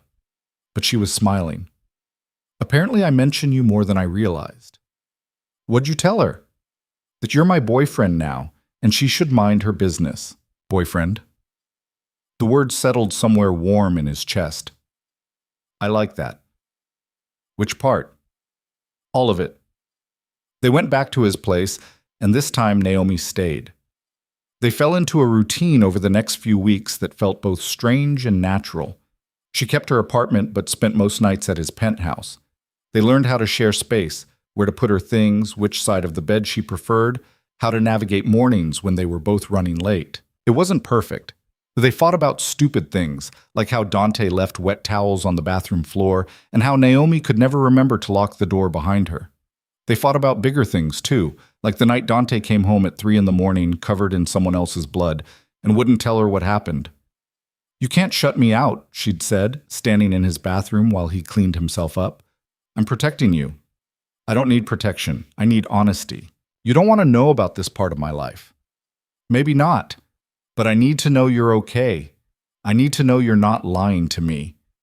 He told her what he could. A deal gone bad. A rival family making moves. Nothing she needed to worry about. It hadn't been enough, but it had been something. They were still learning how to navigate the parts of his life that existed in shadows. The parts she couldn't be involved in even if she wanted to be. But they figured it out. Slowly, with a lot of arguments, and even more making up afterward. Adrian watched it all with barely concealed amusement. You two are disgusting, he said one night when they met him for drinks. All that hand-holding and looking at each other like nobody else exists. Jealous? Naomi asked.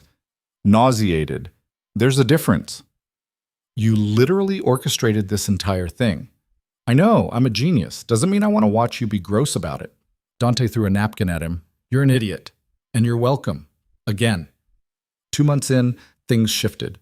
They were at Dante's place on a Saturday morning, Naomi making coffee while he read through reports Marco had sent over.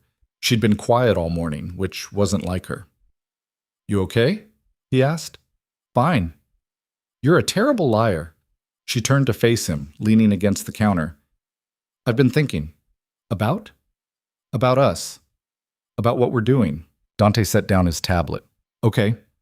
You asked me to move in 2 months ago, and I said it was too fast. I remember. I don't think it's too fast anymore. He stood up and crossed to her. Yeah? Yeah, I mean, I'm here most nights anyway, and my lease is up next month, and I... She stopped, looking uncertain. I want to wake up here every morning, with you. If that's still something you want. Dante cupped her face in his hands. That's exactly what I want. You're sure? Because once I move in, you can't get rid of me. I'm like a barnacle. A barnacle? I attach to things and don't let go. That's the worst analogy I've ever heard. I'm nervous. I get weird when I'm nervous. He kissed her. Move in. Bring all your stuff. Turn this place into whatever you want. Just be here. She smiled against his mouth. Okay. Okay, I'll move in. They spent the rest of the morning planning it out. What furniture she'd bring, what they'd get rid of, how to reorganize his closet to make room for her clothes. It felt real in a way nothing else had, this concrete step toward building something permanent. That afternoon, Dante had to leave for a meeting he couldn't postpone. Naomi kissed him goodbye at the door, already making lists on her phone about what to pack first. Be careful, she said. Always am. Liar. But I love you anyway. The words still hit him like a truck every time she said them. I love you too. The meeting was in Staten Island, at a warehouse that technically didn't exist on any official records. Dante arrived to find Marco and Luca already there, along with two men he didn't recognize. Who are they? He asked Marco quietly. Representatives from the Castellano family. They want to talk. Dante's jaw tightened. The Castellanos had been encroaching on their territory for months, testing boundaries, seeing how far they could push before he pushed back. About what? They didn't say, just that it was important. The meeting started civil enough. The Castellanos wanted to propose a partnership, shared routes, split profits, mutual protection. It sounded reasonable on the surface, but Dante knew better. Partnerships like this always tilted toward whoever had more power, and the Castellanos were trying to position themselves as equals when they weren't. I'll think about it, Dante said, which was diplomatic for no. The older of the two Castellano representatives, a man named Vincent with a scar running down his left cheek, smiled. It wasn't a friendly expression. You should think carefully. Things have a way of getting complicated when families can't work together. Is that a threat? It's an observation. Dante stood up. We're done here. Moretti? I said we're done. He walked out with Marco and Luca flanking him. They were halfway to the car when Dante's phone rang. Unknown number. He almost didn't answer it. Then something made him pick up. Dante Moretti? A woman's voice, shaking. Who is this? My name is Sarah. I'm a nurse at Mount Sinai. You're listed as the emergency contact for Naomi Carter. The world tilted. What happened? She was brought in about 20 minutes ago. There was an incident at her apartment building. Dante didn't hear the rest. He was already running for the car, shouting at Marco to drive. The hospital was 40 minutes away with traffic. They made it in 25, Dante's heart pounding the entire time. He burst through the emergency room doors and didn't stop until he found someone who could tell him where Naomi was. Third floor. Room 314. Same hospital as last time, different circumstances. She was awake when he got there, sitting up in bed with a cut above her eyebrow and bruises forming on her arms. Relief hit him so hard he almost fell over. I'm okay, she said immediately. I'm okay. It looks worse than it is. Dante crossed to her bed and very carefully gathered her into his arms. What happened? Someone broke into my apartment. I went back to grab some more clothes, and they were there. Her voice shook slightly. They had a gun, Dante. They told me to give them my phone and my keys, and I did. But then they grabbed me and I fought back and we struggled and I got pushed into the wall. Did they hurt you? Just bruises. The cut is from hitting the door frame, but they ran when my neighbor started yelling and called the police. Dante pulled back enough to look at her face. Did you see them? Could you identify them? It was two guys, young, maybe early 20s. I didn't get a good look at their faces. But Dante, she grabbed his hand. They mentioned you, said something about sending a message. Ice flooded his veins. What exactly did they say? That Dante Moretti needed to learn to share, and then they left. The Castellanos. It had to be. The meeting, the veiled threats, and now this. They'd gone after Naomi to make a point. Marco appeared in the doorway. Boss, we need to talk. Dante kissed Naomi's forehead. I'll be right back. Out in the hallway, Marco's expression was grim. Luca just called. The Castellanos are claiming they had nothing to do with it. They're lying. Maybe, but we need proof before we make a move. They threatened her, Marco. They broke into her apartment and put their hands on her. I know, and we'll handle it, but we need to be smart about this. Dante wanted to put his fist through the wall, wanted to drive straight to the Castellano compound and burn it to the ground. But Marco was right. Acting on rage would only make things worse. Get me proof, he said. I want to know who those two guys were and who sent them, and I want it by tomorrow. On it, Dante went back into Naomi's room. She was staring at her hands, and when she looked up at him, he saw something he'd never seen before in her eyes. Fear. "This is because of you," she said quietly. "Because of what you do. Because of who you are. I know. They came after me to get to you. I know, and I'm going to handle it." "How? By doing something that puts you in danger? By starting a war? If that's what it takes." "No." She shook her head. "No, Dante. I won't let you destroy yourself over this. They hurt you. I'm fine.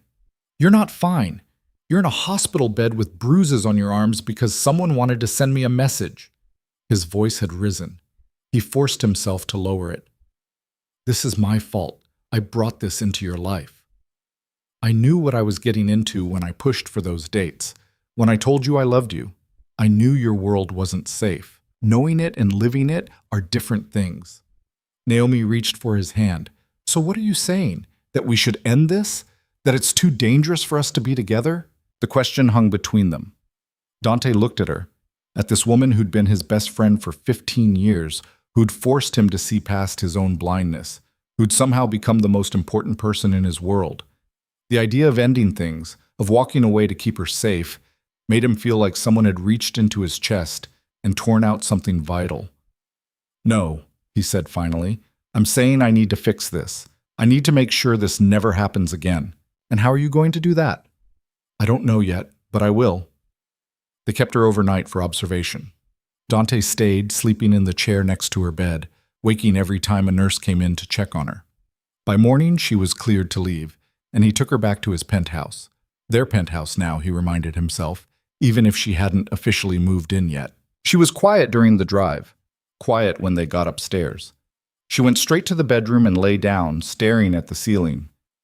Dante sat on the edge of the bed. "Talk to me." "I don't know what to say." "Tell me what you're thinking." She turned to look at him.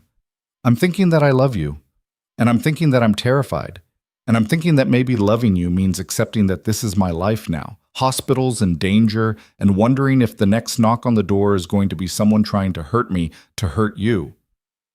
"It doesn't have to be like that, doesn't it? You said yourself your life is complicated, that there are things you do that I won't like. Well, this is one of them. The consequence of being with someone who operates outside the law." Dante didn't have a good answer for that. Because she was right. This was the reality of his world, and bringing her into it meant exposing her to risks she shouldn't have to face. "I can protect you," he said. "You can't be with me every second, and I don't want to live in a cage, Dante. I don't want bodyguards following me everywhere or feeling like I can't go home to my own apartment without checking over my shoulder." "So what do you want?" She sat up, wincing slightly. "I want you to promise me something." "What?" "Promise me that if this gets worse, if being with you puts me in real danger, you'll tell me. You won't try to shield me from it or make decisions for me. You'll be honest, and we'll figure it out together." "I promise."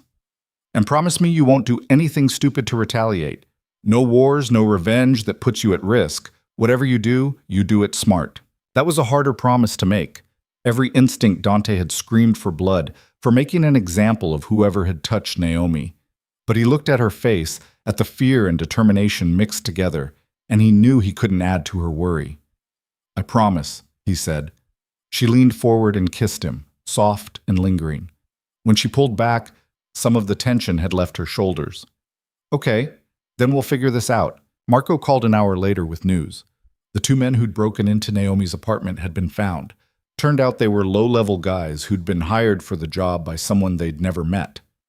The trail went cold there, but Marco had other leads he was following. "Keep me updated," Dante told him. "Will do. How's Naomi?" "Scared, angry, trying to be brave about it."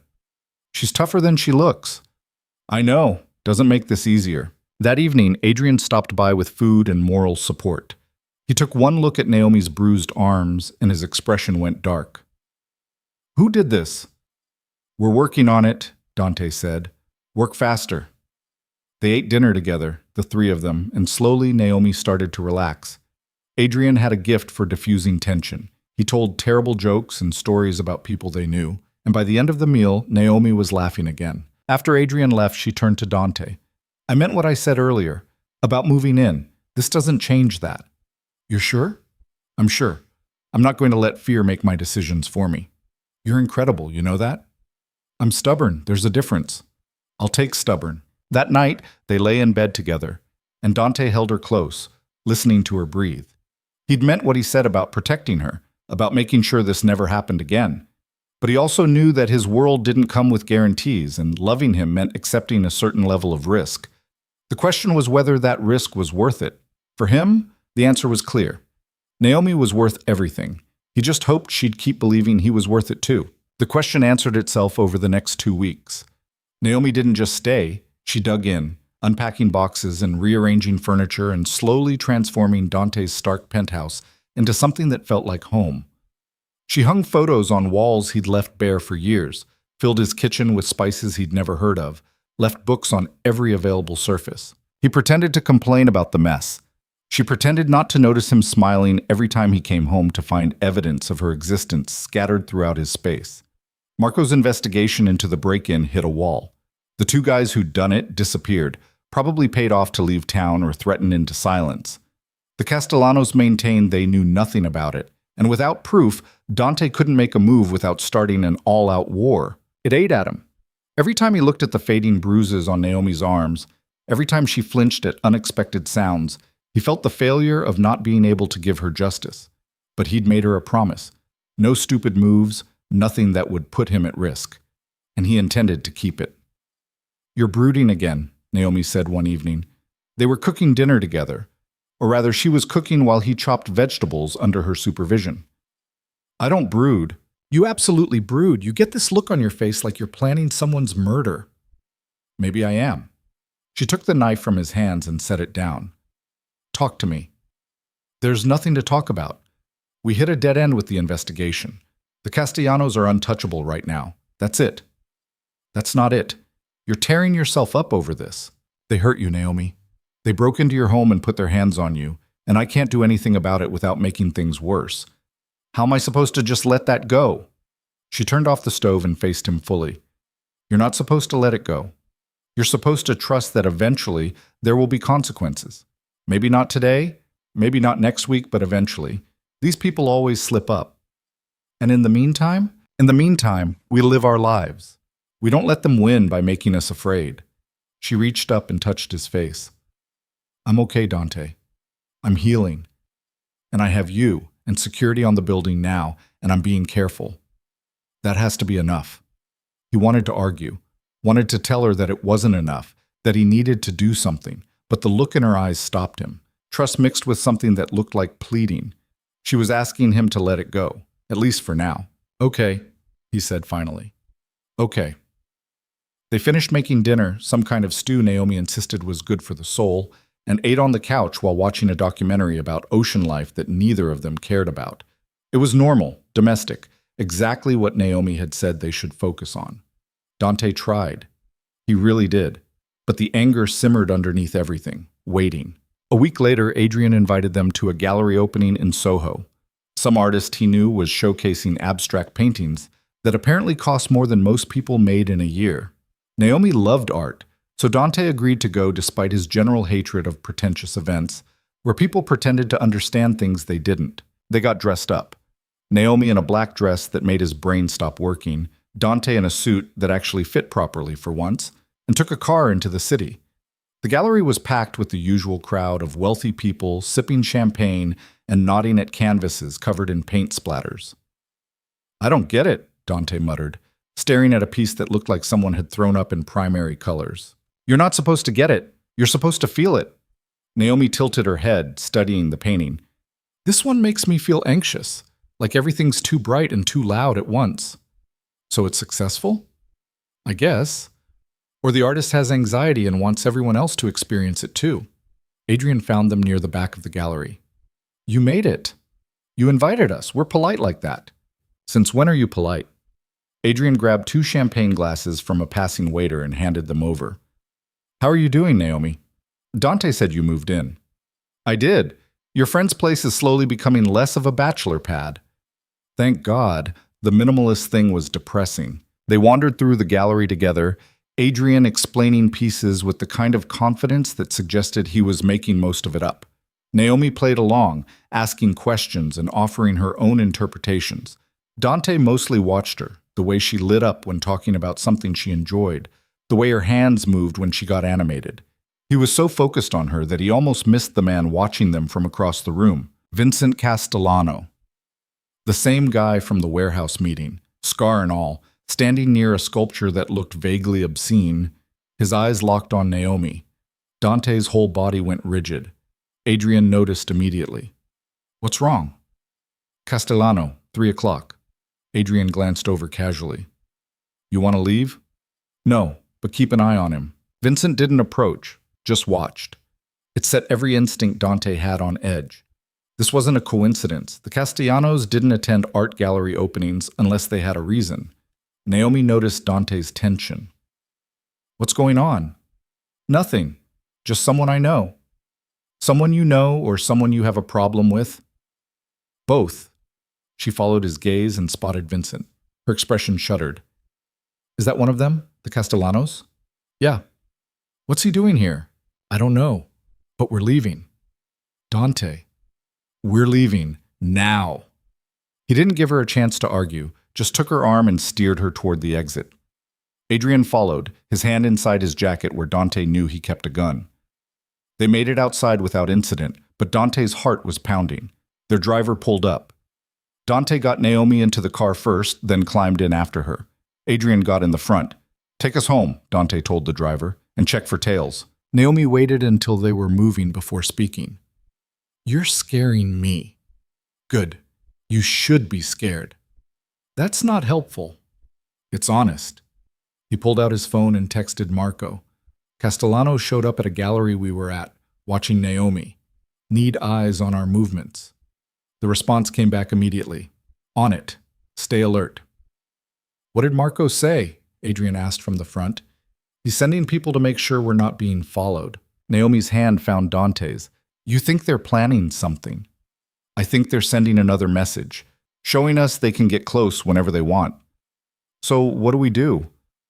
We tighten security. You don't go anywhere alone. And we figure out what they want." The drive home felt longer than it should have. Dante kept checking the mirrors, watching for cars that stayed too close or followed too long. By the time they pulled into his building's garage, his shoulders were locked tight with tension. Inside the penthouse, Naomi headed straight for the bedroom.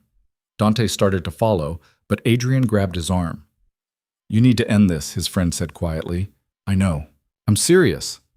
"They're escalating. First the break-in, now showing up at public events. They're not going to stop until you give them what they want or make them stop." "I can't give them what they want. They're asking for half my territory." "Then you make them stop." "Naomi made me promise not to start a war. Sometimes you don't have a choice." Adrian released his arm. "Talk to Marco. Figure out your options. But do it fast, because waiting is just giving them time to plan their next move." After Adrian left, Dante found Naomi sitting on the edge of their bed, still in her black dress, staring at nothing. "Hey," he said softly. "I can't do this." Her voice was small, defeated. "I thought I could, but I can't." Something cold gripped Dante's chest. "Can't do what?" "Live like this. Always looking over my shoulder, wondering if someone's watching me, if the next time I leave this apartment will be the time they make another move." She looked up at him with tears in her eyes. "I love you. I love you so much it hurts, but I don't know if love is enough when I'm terrified all the time." Dante crossed the room and knelt in front of her, taking her hands. "I will fix this. I swear to you, I will find a way to end this that doesn't put either of us at risk." "How? You said yourself you can't give them what they want, and you promised not to start a war, so what's left?"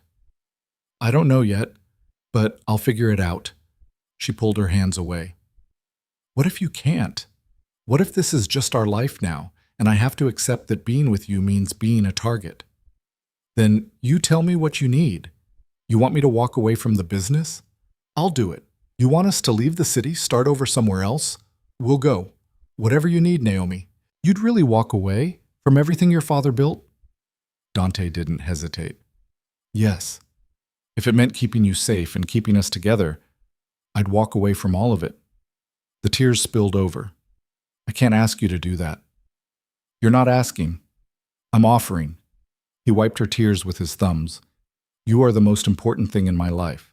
Not the business, not my father's legacy, not any of it. Just you.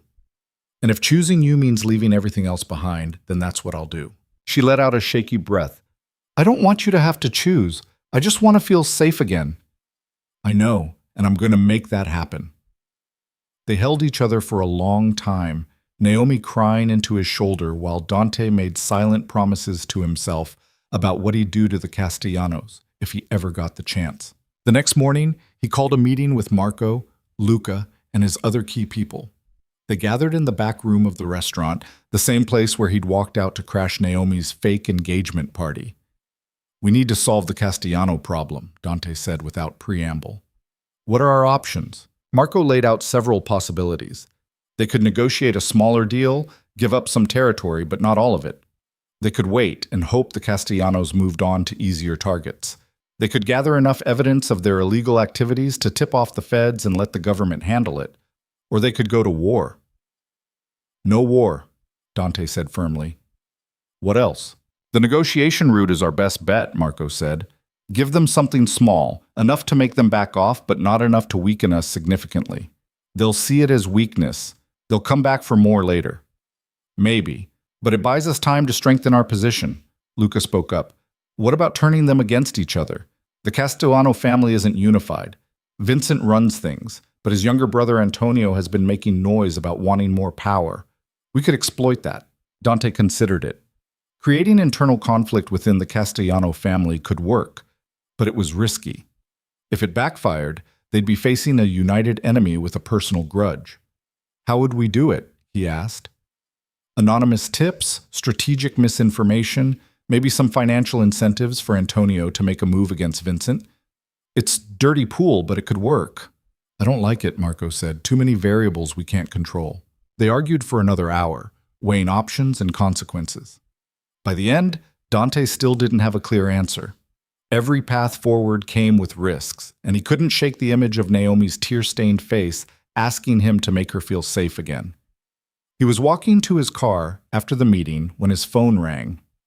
Unknown number again. Yeah? Mr. Moretti, a man's voice, smooth and cultured. My name is Antonio Castellano. I believe we have some things to discuss. Dante stopped walking. How did you get this number? That's not important. What's important is that my brother has been making moves without family approval. The incident at your girlfriend's apartment? That was Vincent acting alone, trying to force your hand. Why should I believe you? Because I'm offering you a solution that benefits us both. Vincent wants war. I want peace and profitable business relationships. Meet with me. Alone. Let's see if we can resolve this without more blood. Every instinct told Dante this was a trap. But Antonio's words aligned with what Luca had suggested. Internal conflict within the Castellano family.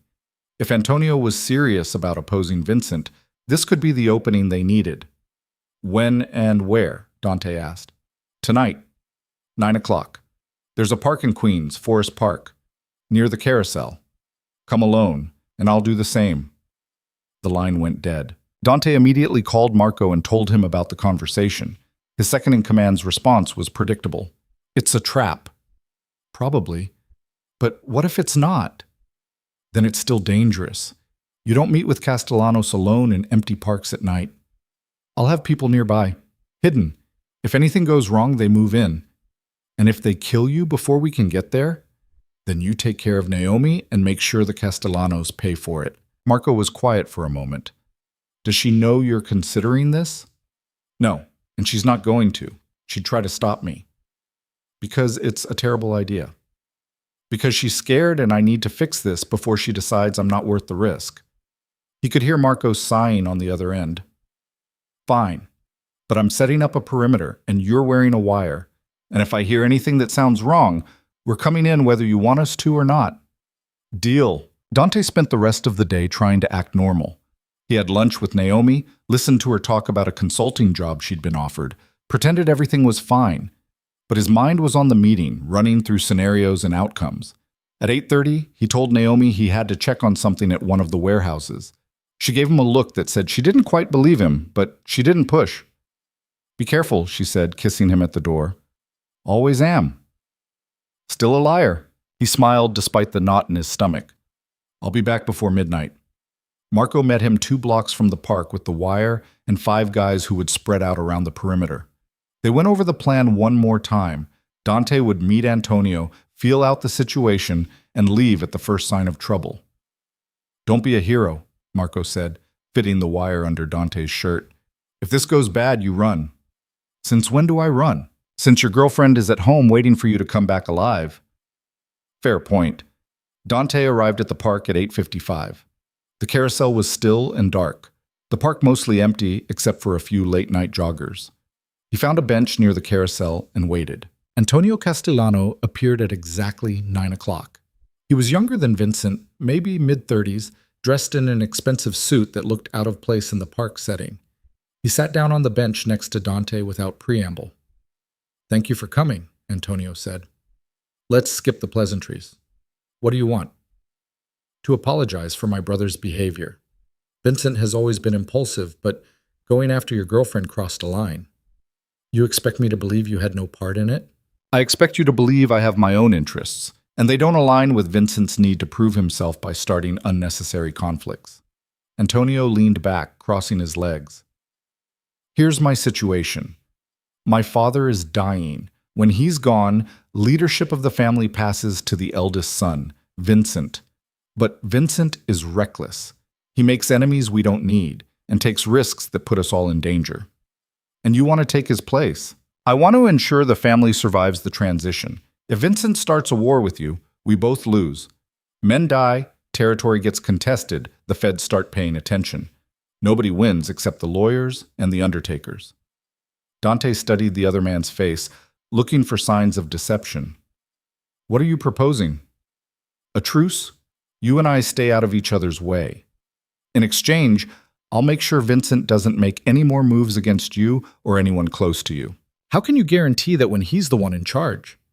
Antonio smiled, and it was colder than his brothers had been. "Vincent is going to have an unfortunate accident in the next few weeks. Something that leaves him alive but incapable of running the family. When that happens, I step in, and one of my first acts will be to formalize our truce." Dante felt the wire against his skin and wondered if Marco was hearing this. Antonio was talking about removing his own brother from power, possibly permanently.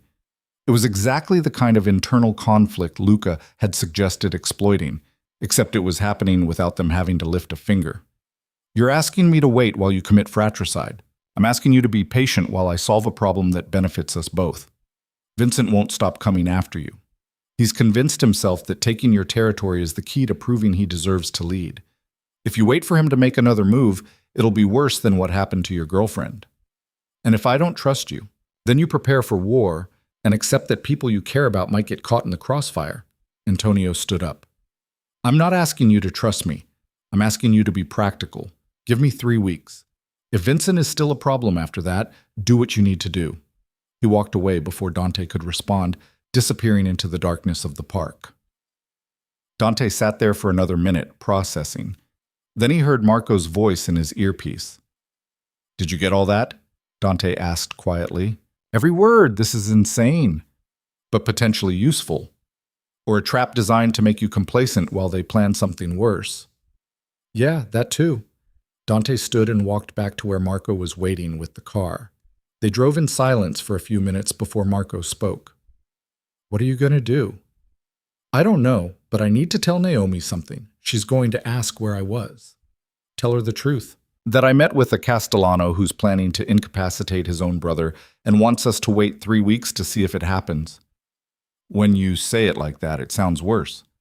"Because it is worse." But when Dante got home, Naomi was already asleep. He found her curled up on their bed, still wearing her clothes, like she'd meant to wait up, but exhaustion had won. He changed quietly and slid in next to her, and she immediately moved closer, fitting herself against him without waking. He lay there in the dark, listening to her breathe, and thought about Antonio's offer. 3 weeks. 21 days of waiting and hoping that someone else would solve his problem for him. It went against every instinct he had. Dante didn't wait for solutions, he created them. But maybe this time, patience was the smarter play. Or maybe it was exactly what Antonio wanted him to think. Naomi woke up around 2 in the morning. When did you get back? A couple hours ago. Everything okay at the warehouse? He should tell her the truth. Should explain about the meeting and Antonio's proposal and all of it. But she was still half asleep, warm and soft against him. And he didn't want to shatter this moment with the reality of what he'd done. Everything's fine, he said. Go back to sleep. She made a sleepy sound of agreement and drifted off again. Dante stayed awake much longer, staring at the ceiling and wondering if he'd just made a deal with the devil or found a way out of hell. The next 3 weeks were the longest of Dante's life. He went about business as usual, attending meetings and managing operations, all while watching for signs that Antonio was making his move or that Vincent was planning something worse. Naomi noticed his tension but seemed to attribute it to general stress rather than anything specific. She was busy with her consulting work, and he encouraged her to take on more projects, anything that kept her occupied and safe. Marco had people watching the Castellano family around the clock. They reported back regularly.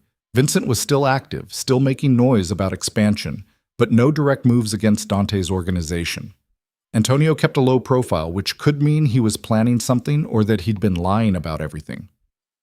15 days in, Naomi confronted Dante over breakfast. You've been different lately, she said, setting down her coffee. Distracted. Is this about the Castellanos? It's always about the Castellanos.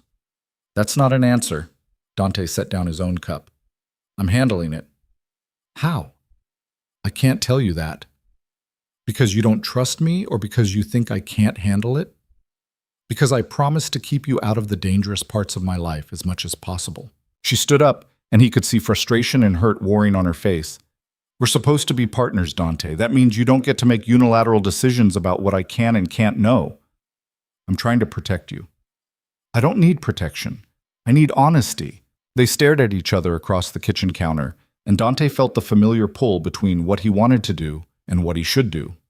Keeping Naomi in the dark kept her safe, but it also kept her on the outside, always wondering, never fully part of his world. I met with Antonio Castellano, he said finally. 3 weeks ago. He said Vincent was acting alone when they came after you, and that he's planning to remove Vincent from power. He asked me to wait and let him handle it. Naomi's eyes went wide. And you just agreed? I'm waiting to see if he follows through. What if he doesn't? What if this is all a ploy to make you lower your guard? Then we deal with it. But right now, waiting seems smarter than starting a war.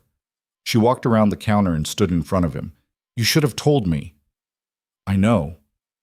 I meant what I said about being partners. That includes the scary stuff. I know, he said again. I'm sorry. She studied his face for a long moment, then nodded. Okay, so we wait. Together. 6 days later, news broke that Vincent Castellano had been in a car accident. According to reports, his brakes failed on a steep hill in Staten Island, sending his car through a guardrail and down an embankment. He survived but suffered severe spinal injuries that left him paralyzed from the waist down. Dante got the call from Marco at 6 in the morning. It happened. How bad? He'll live, but he's done. Antonio's already positioning himself to take over. Any indication we were involved? None. It looks like a legitimate accident. Brake line was corroded, failed at the worst possible time.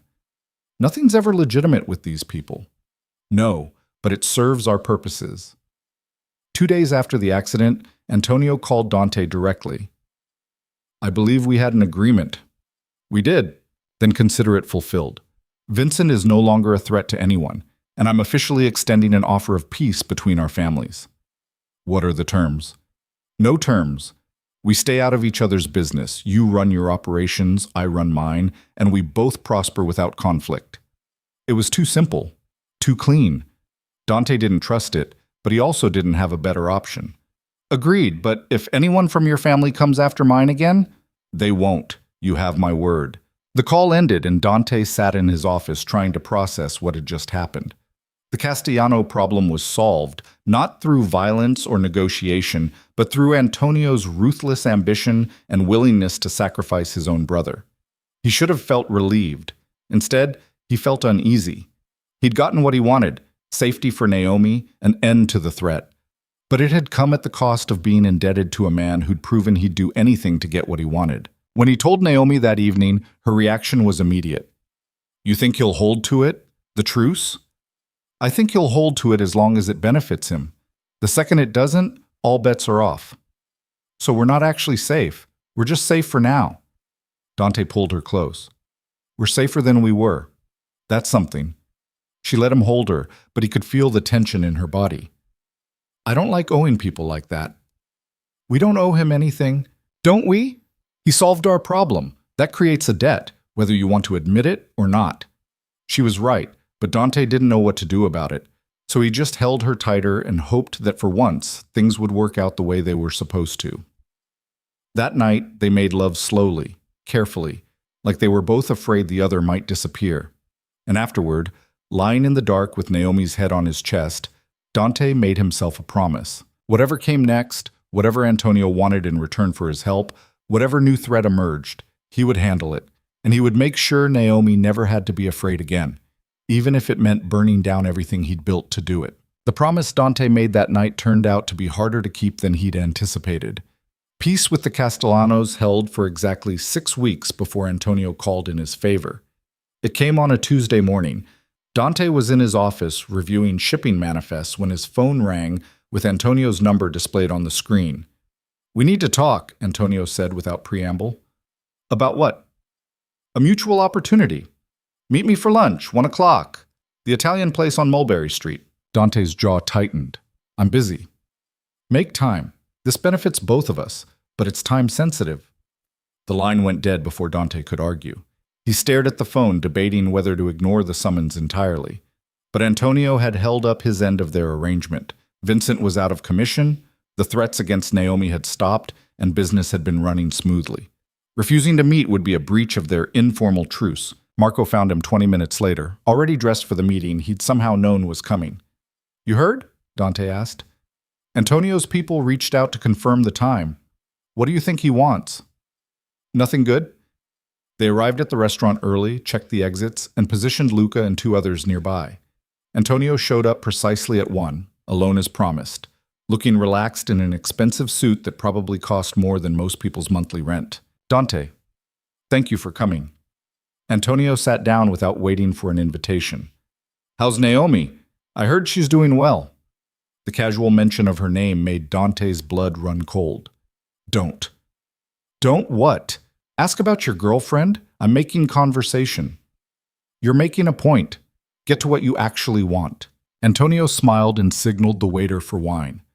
Once their glasses were full and they were alone again, he leaned forward. "I have a shipment coming in next month.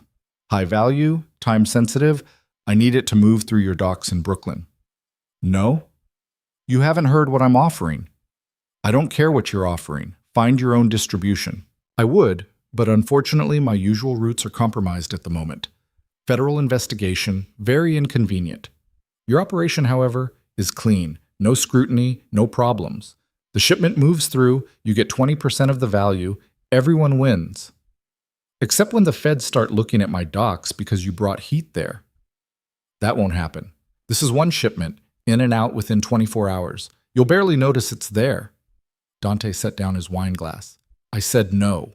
Antonio's expression didn't change, but something cold crept into his eyes. "I held up my end of our arrangement. Vincent hasn't been a problem, has he? And I've stayed out of your business like we agreed. That doesn't mean I work for you. I'm not asking you to work for me. I'm asking for a favor between associates." "We're not associates." "No?" Antonio leaned back. "Then what are we?" "Because from where I'm sitting, I did you a considerable service. I removed a threat to you and your girlfriend. I could have let Vincent continue his campaign against you, could have even helped him, but I didn't, and now I'm asking for something relatively minor in return." The unspoken threat hung between them. Dante felt Marco tense beside him. "You're saying if I refuse, the truce is off." "I'm saying that relationships require reciprocity. You give, I give. We both benefit. But if one party refuses to participate..." Antonio shrugged. "Well, things have a way of becoming complicated." Dante wanted to reach across the table and break the man's jaw, but that would solve nothing and create more problems than it solved. Antonio had him in a corner, and they both knew it. "I need details," Dante said finally. "What's in the shipment? When it's arriving? What kind of security you're providing?" "I'll have my people send over the information, but I need an answer today." "You'll get one." The lunch ended shortly after. Dante and Marco walked back to the car in silence, both of them processing what had just happened. "You're not seriously considering this," Marco said once they were alone. "I don't see that I have a choice." "You always have a choice. Tell him no, and prepare for whatever comes next." "Whatever comes next includes him going after Naomi again, or worse." Dante slammed his hand against the car roof. "He set this up from the beginning, the whole thing with Vincent, offering peace. It was all to put me in a position where I'd owe him." "Probably. So what are you going to do?" Dante looked out at the city, at the neighborhood where his father had built an empire on violence and fear. He'd spent his whole life trying to be smarter than the men who came before him, to build something sustainable instead of just taking what he could until someone took it from him. But maybe that had been naive. Maybe in this world, you were either the one making demands or the one being forced to comply. "I'm going to tell Naomi the truth," he said, "and then I'm going to make a decision I can live with." He found her that evening at the penthouse, cooking dinner and humming along to music playing from her phone. She looked happy, relaxed, completely unaware of the storm that had been brewing since lunch. "Hey," she said, turning when she heard him. "You're home early. We need to talk." The happiness faded from her face. "That's never good. What happened?" Dante told her everything. The meeting with Antonio, the demand, the implicit threat. He watched her expression shift from concern to anger to something that looked like resignation. "So we're back to this," she said when he finished. "Back to being afraid." "Not if I give him what he wants." "And if you do? What's next? Another favor? Another shipment? Where does it end, Dante?" "I don't know." She turned off the stove and faced him fully. "I love you. You know I do. But I can't live like this.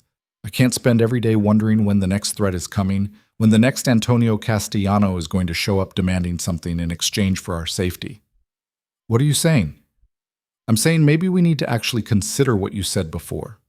Walking away from all of this. Starting over somewhere else." Dante had offered that option weeks ago, in a moment of desperation when he thought he might lose her.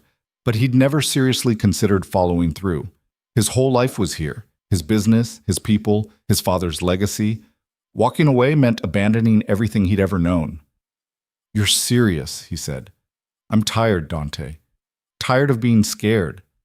Tired of watching you make impossible choices between keeping me safe and maintaining your principles.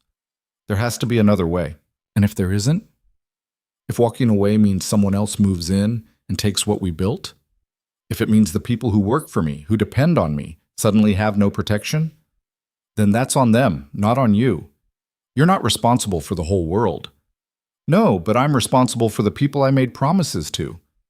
They stood on opposite sides of the kitchen, the space between them feeling wider than it actually was.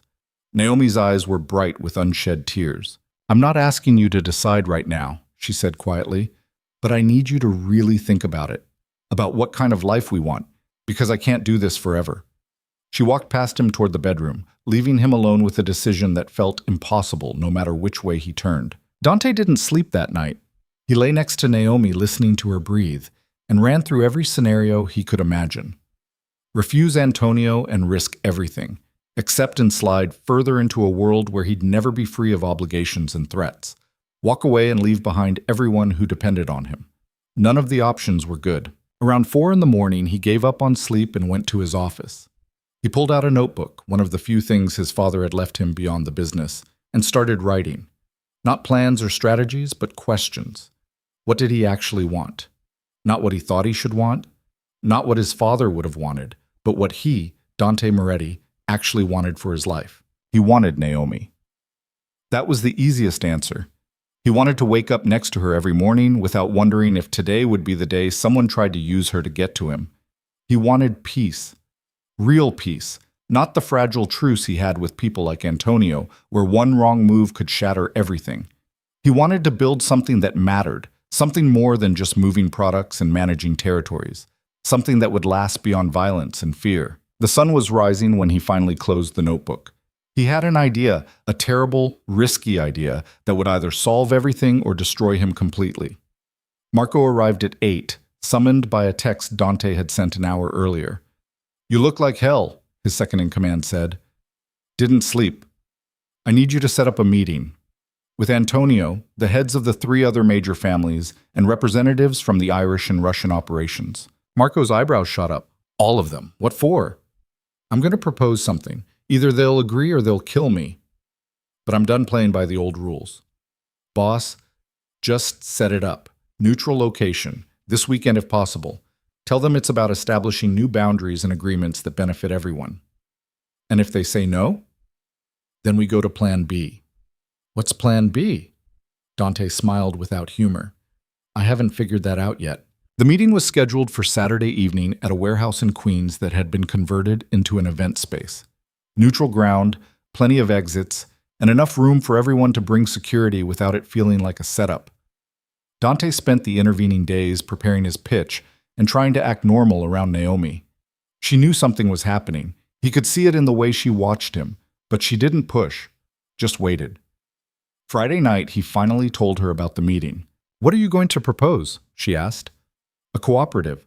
All the major families and organizations working together instead of constantly fighting over territory and resources. Shared distribution networks, agreed upon boundaries, a council to resolve disputes instead of violence." She stared at him. "That's either brilliant or suicidal. Probably both. They'll never go for it. These people have been at each other's throats for decades. Maybe, but they're also bleeding money and manpower maintaining conflicts that benefit nobody. If I can show them there's a better way." He trailed off. "It's worth trying. And if it doesn't work, then we take your suggestion. Pack up, leave the city, start over somewhere they can't find us." Naomi moved closer and took his hands. "You'd really do that? Walk away from everything? For you?" "Yes, but I'd rather fix this first because running means leaving people behind who don't deserve to be abandoned." She kissed him, soft and lingering. "I love you, and I'm terrified, but I love you. I love you too. And I promise after tomorrow, one way or another, things change." Saturday arrived with unseasonably warm weather that felt wrong for the conversation Dante was about to have. He dressed carefully, suit but no tie, expensive but not flashy, and reviewed his notes one last time before Marco picked him up. "You ready for this?" Marco asked as they drove toward Queens. "No, but I'm doing it anyway." The warehouse was already filling up when they arrived. Antonio stood near the back, watching everything with calculating eyes. The other family heads were scattered around the space, each with their security detail, everyone eyeing each other with varying degrees of hostility. This was either going to work or turn into a bloodbath. At exactly 7 o'clock, Dante walked to the center of the space and waited for the room to quiet. "Thank you for coming," he started. "I know some of you are wondering why I called this meeting. Others probably think I've lost my mind." A few chuckles at that. "Maybe I have, but hear me out." He laid out his proposal, speaking clearly and without flourish. A cooperative system where they all maintained their independence, but agreed to work together on logistics, distribution, and dispute resolution. Shared costs, shared benefits, and a council made up of representatives from each organization to handle conflicts before they escalated. "We spend more money fighting each other than we make from actual business," Dante said. "We lose people to violence that could be avoided. We draw federal attention because we can't stop shooting at each other long enough to notice we're being watched. All of this benefits nobody except our enemies." "And you think we can just hold hands and be friends?" one of the Irish representatives called out. "After everything that's happened? No. I think we can be smart. I think we can put profit over pride and build something sustainable instead of constantly tearing each other down." The room erupted in conversation. Dante let it run for a few minutes before raising his hand for quiet. "I'm not asking anyone to decide tonight. Take a week. Talk to your people. Think about whether continuing the way things are is really better than trying something new. And if you decide you're not interested, fine. But I'm moving forward with this, and anyone who wants in is welcome." Antonio was the first to approach after the meeting broke up. "That was quite a speech. You signing on?" "I'm considering it, though I have to admit, I didn't expect you to try something this ambitious. You forced my hand, The favor you asked for made me realize I'm tired of being in positions where people can make demands. This way, we're all on equal footing. Or no one has any power at all. Power that requires constant violence to maintain isn't really power, it's just delayed destruction. Antonio studied him for a long moment. I'll give you my answer in 3 days. But I will say this, if this works, you'll have changed the game. If it doesn't, you've made yourself a target for everyone who sees cooperation as weakness. I know, but I'd rather die trying to fix things than live maintaining something broken. Over the next week, Dante met with each faction individually, answering questions and addressing concerns. Some were skeptical, others were intrigued. A few flat out refused to consider it, but slowly, grudgingly, enough of them agreed to at least try. The cooperative launched on a trial basis 2 weeks later. It wasn't perfect. There were disputes and disagreements and moments when Dante thought the whole thing would collapse. But it held. And gradually, almost imperceptibly, things started to change. Shipments moved more efficiently. Conflicts got resolved through conversation instead of violence. The federal heat that had been building on all of them started to ease as they became less interesting targets. And for the first time in longer than Dante could remember, he started to feel like he was building something instead of just maintaining it. 3 months into the cooperative, he came home to find Naomi waiting with news of her own. I got offered a permanent position, she said. Full-time consulting work for a firm in Manhattan. Good money, interesting cases, completely legitimate. That's amazing. Are you taking it? I want to, but I wanted to talk to you first because it means longer hours, more travel sometimes. And I know things have been better lately, but I don't want to assume... Dante crossed the room and pulled her into his arms. Take it. Build your career. Be amazing. I'm not going anywhere. She pulled back to look at him. You mean that? I mean it. These last few months, working on the cooperative, watching things actually stabilize, it's made me realize I don't want to just survive anymore. I want to actually live. And that includes supporting you doing the same. When did you get so mature? I've always been mature. You just bring out the worst in me. She laughed and kissed him. I love you. You know that? I know. I love you too. That night, they celebrated her new job with takeout and cheap wine, sprawled on the couch talking about the future like it was something they could actually plan for instead of just hope to survive. A week later, Dante asked her to marry him. He didn't do it with a grand gesture or elaborate planning. They were walking through Prospect Park on a Sunday afternoon, arguing about whether hot dogs counted as sandwiches, when he just stopped and said it. Marry me. Naomi froze mid-sentence. What? Marry me. I know it's sudden and I don't have a ring, and we're in the middle of a ridiculous argument about food categories, but marry me anyway. Are you serious right now? I've never been more serious about anything in my life. I love you. I want to build a life with you. I want to wake up every morning knowing you're mine and I'm yours, so marry me. She stared at him for what felt like forever. Then she started crying and laughing at the same time. Yes, yes, you idiot, of course I'll marry you. He kissed her right there in the middle of the park, and people walking by probably thought they were crazy, but Dante didn't care. He'd found the thing that mattered, and he wasn't letting go. They got married 2 months later in a small ceremony at a courthouse in Brooklyn, with only Adrian and Marco as witnesses. Nothing elaborate, nothing that drew attention. Just Dante and Naomi, and a promise that felt more real than anything he'd ever said before. You know we're going to fight about stupid things, Naomi said afterward, as they walked out into the afternoon sun. And I'm going to hate some of your decisions, and you're going to drive me crazy. I know, but I love you anyway. I know that too. Adrian threw them a party that night at the restaurant, and everyone came. People from the cooperative, friends they'd known for years, even a few who were suspicious of the whole arrangement but came anyway because they respected what Dante was trying to build. Marco pulled him aside around midnight, when most people were too drunk to notice. Your father would have hated this, he said, gesturing at the room full of former enemies sharing drinks and stories. I know, but he would have been proud of you anyway, for finding a way to survive that doesn't require burning everything down. You think? I know, because he loved you even if he didn't know how to show it, and he wanted you to be better than he was. Marco clapped him on the shoulder. You did that. You're better. Later that night, After everyone had left and Dante and Naomi were alone in the penthouse they'd made into a home, she asked him what he was thinking. I'm thinking about how 15 years ago I met this girl who was too smart for her own good and too stubborn to back down from anything. And I'm thinking about how I was too blind to see what was right in front of me until she forced me to look. I'm glad I forced you. Me too. He pulled her closer. I'm also thinking about how different everything is from what I expected. My father built his legacy on fear and control, but I think maybe the better legacy is this: choosing something real over something powerful, building something sustainable instead of just taking what you can get.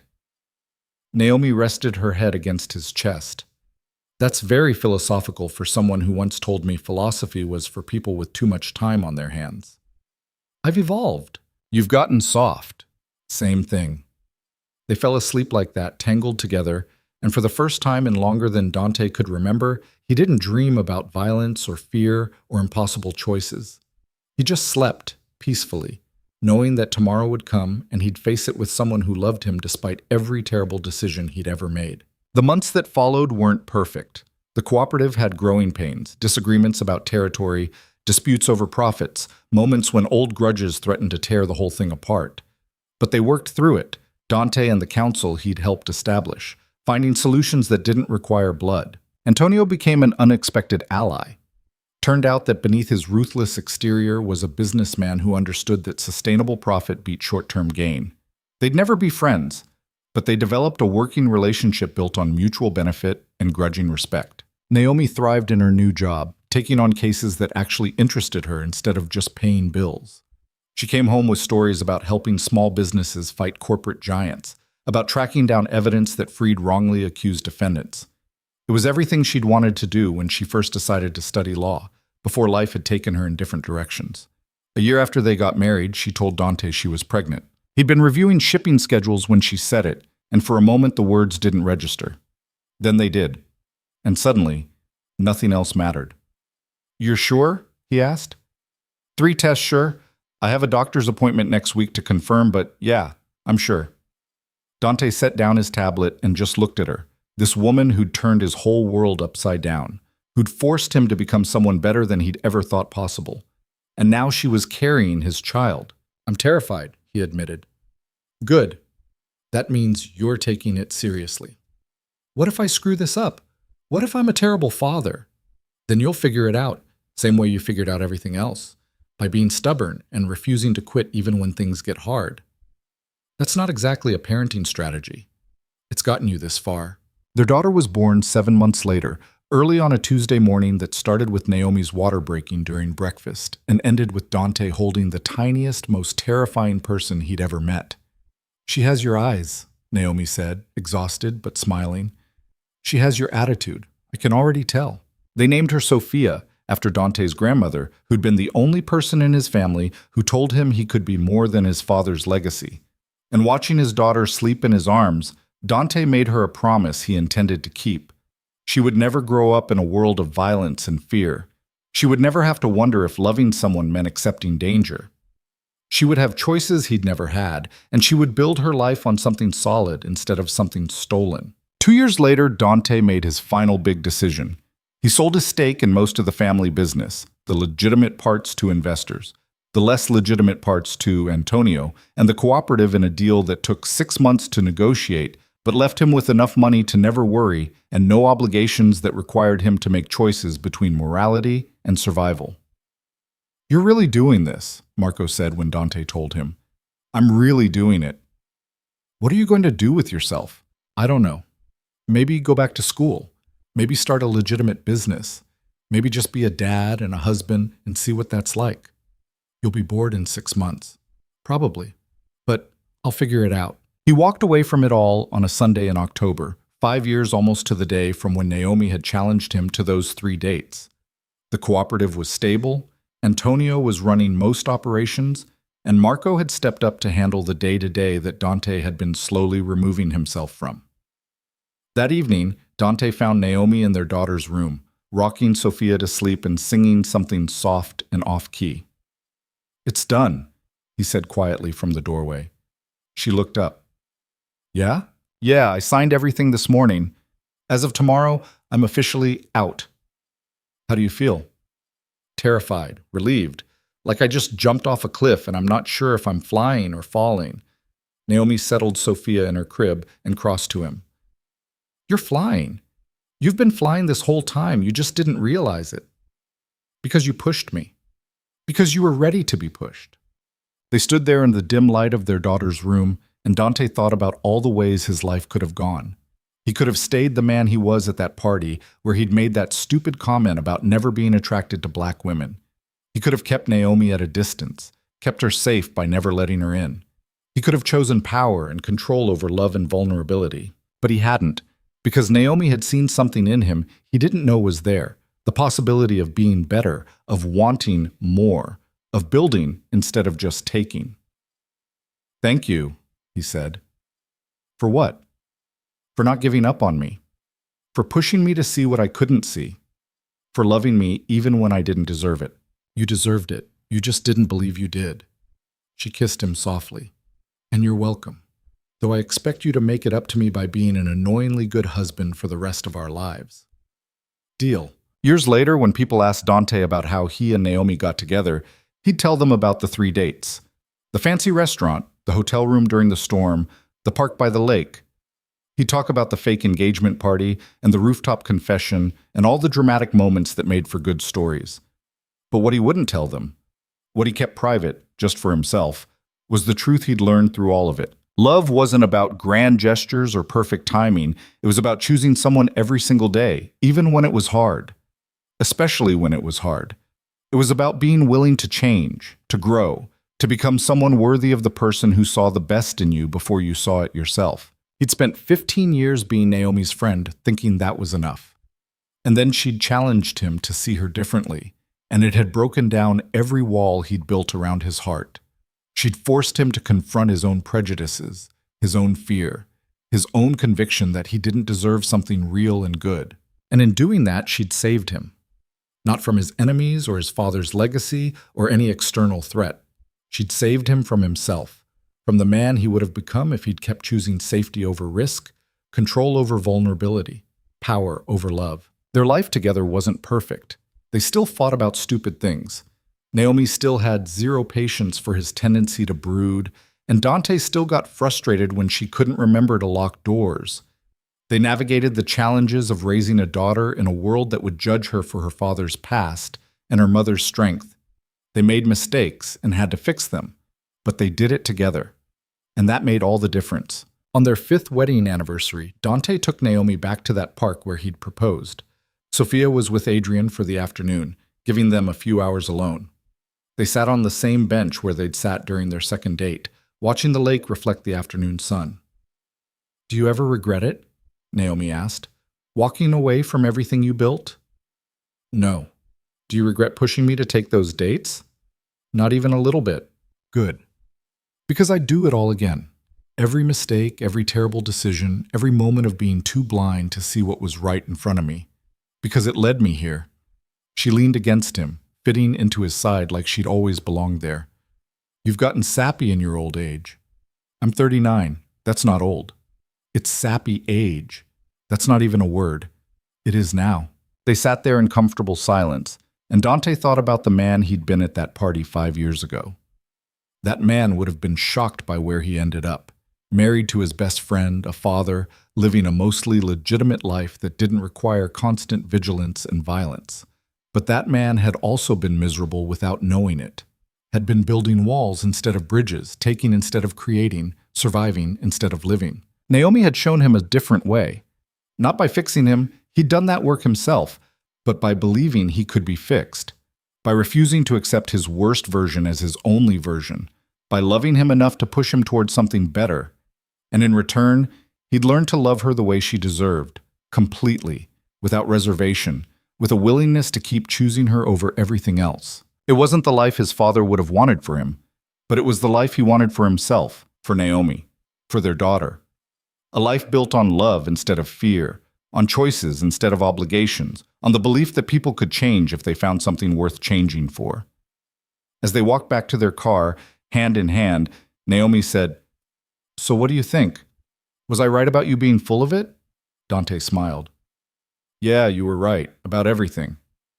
I usually am. Don't let it go to your head. Too late.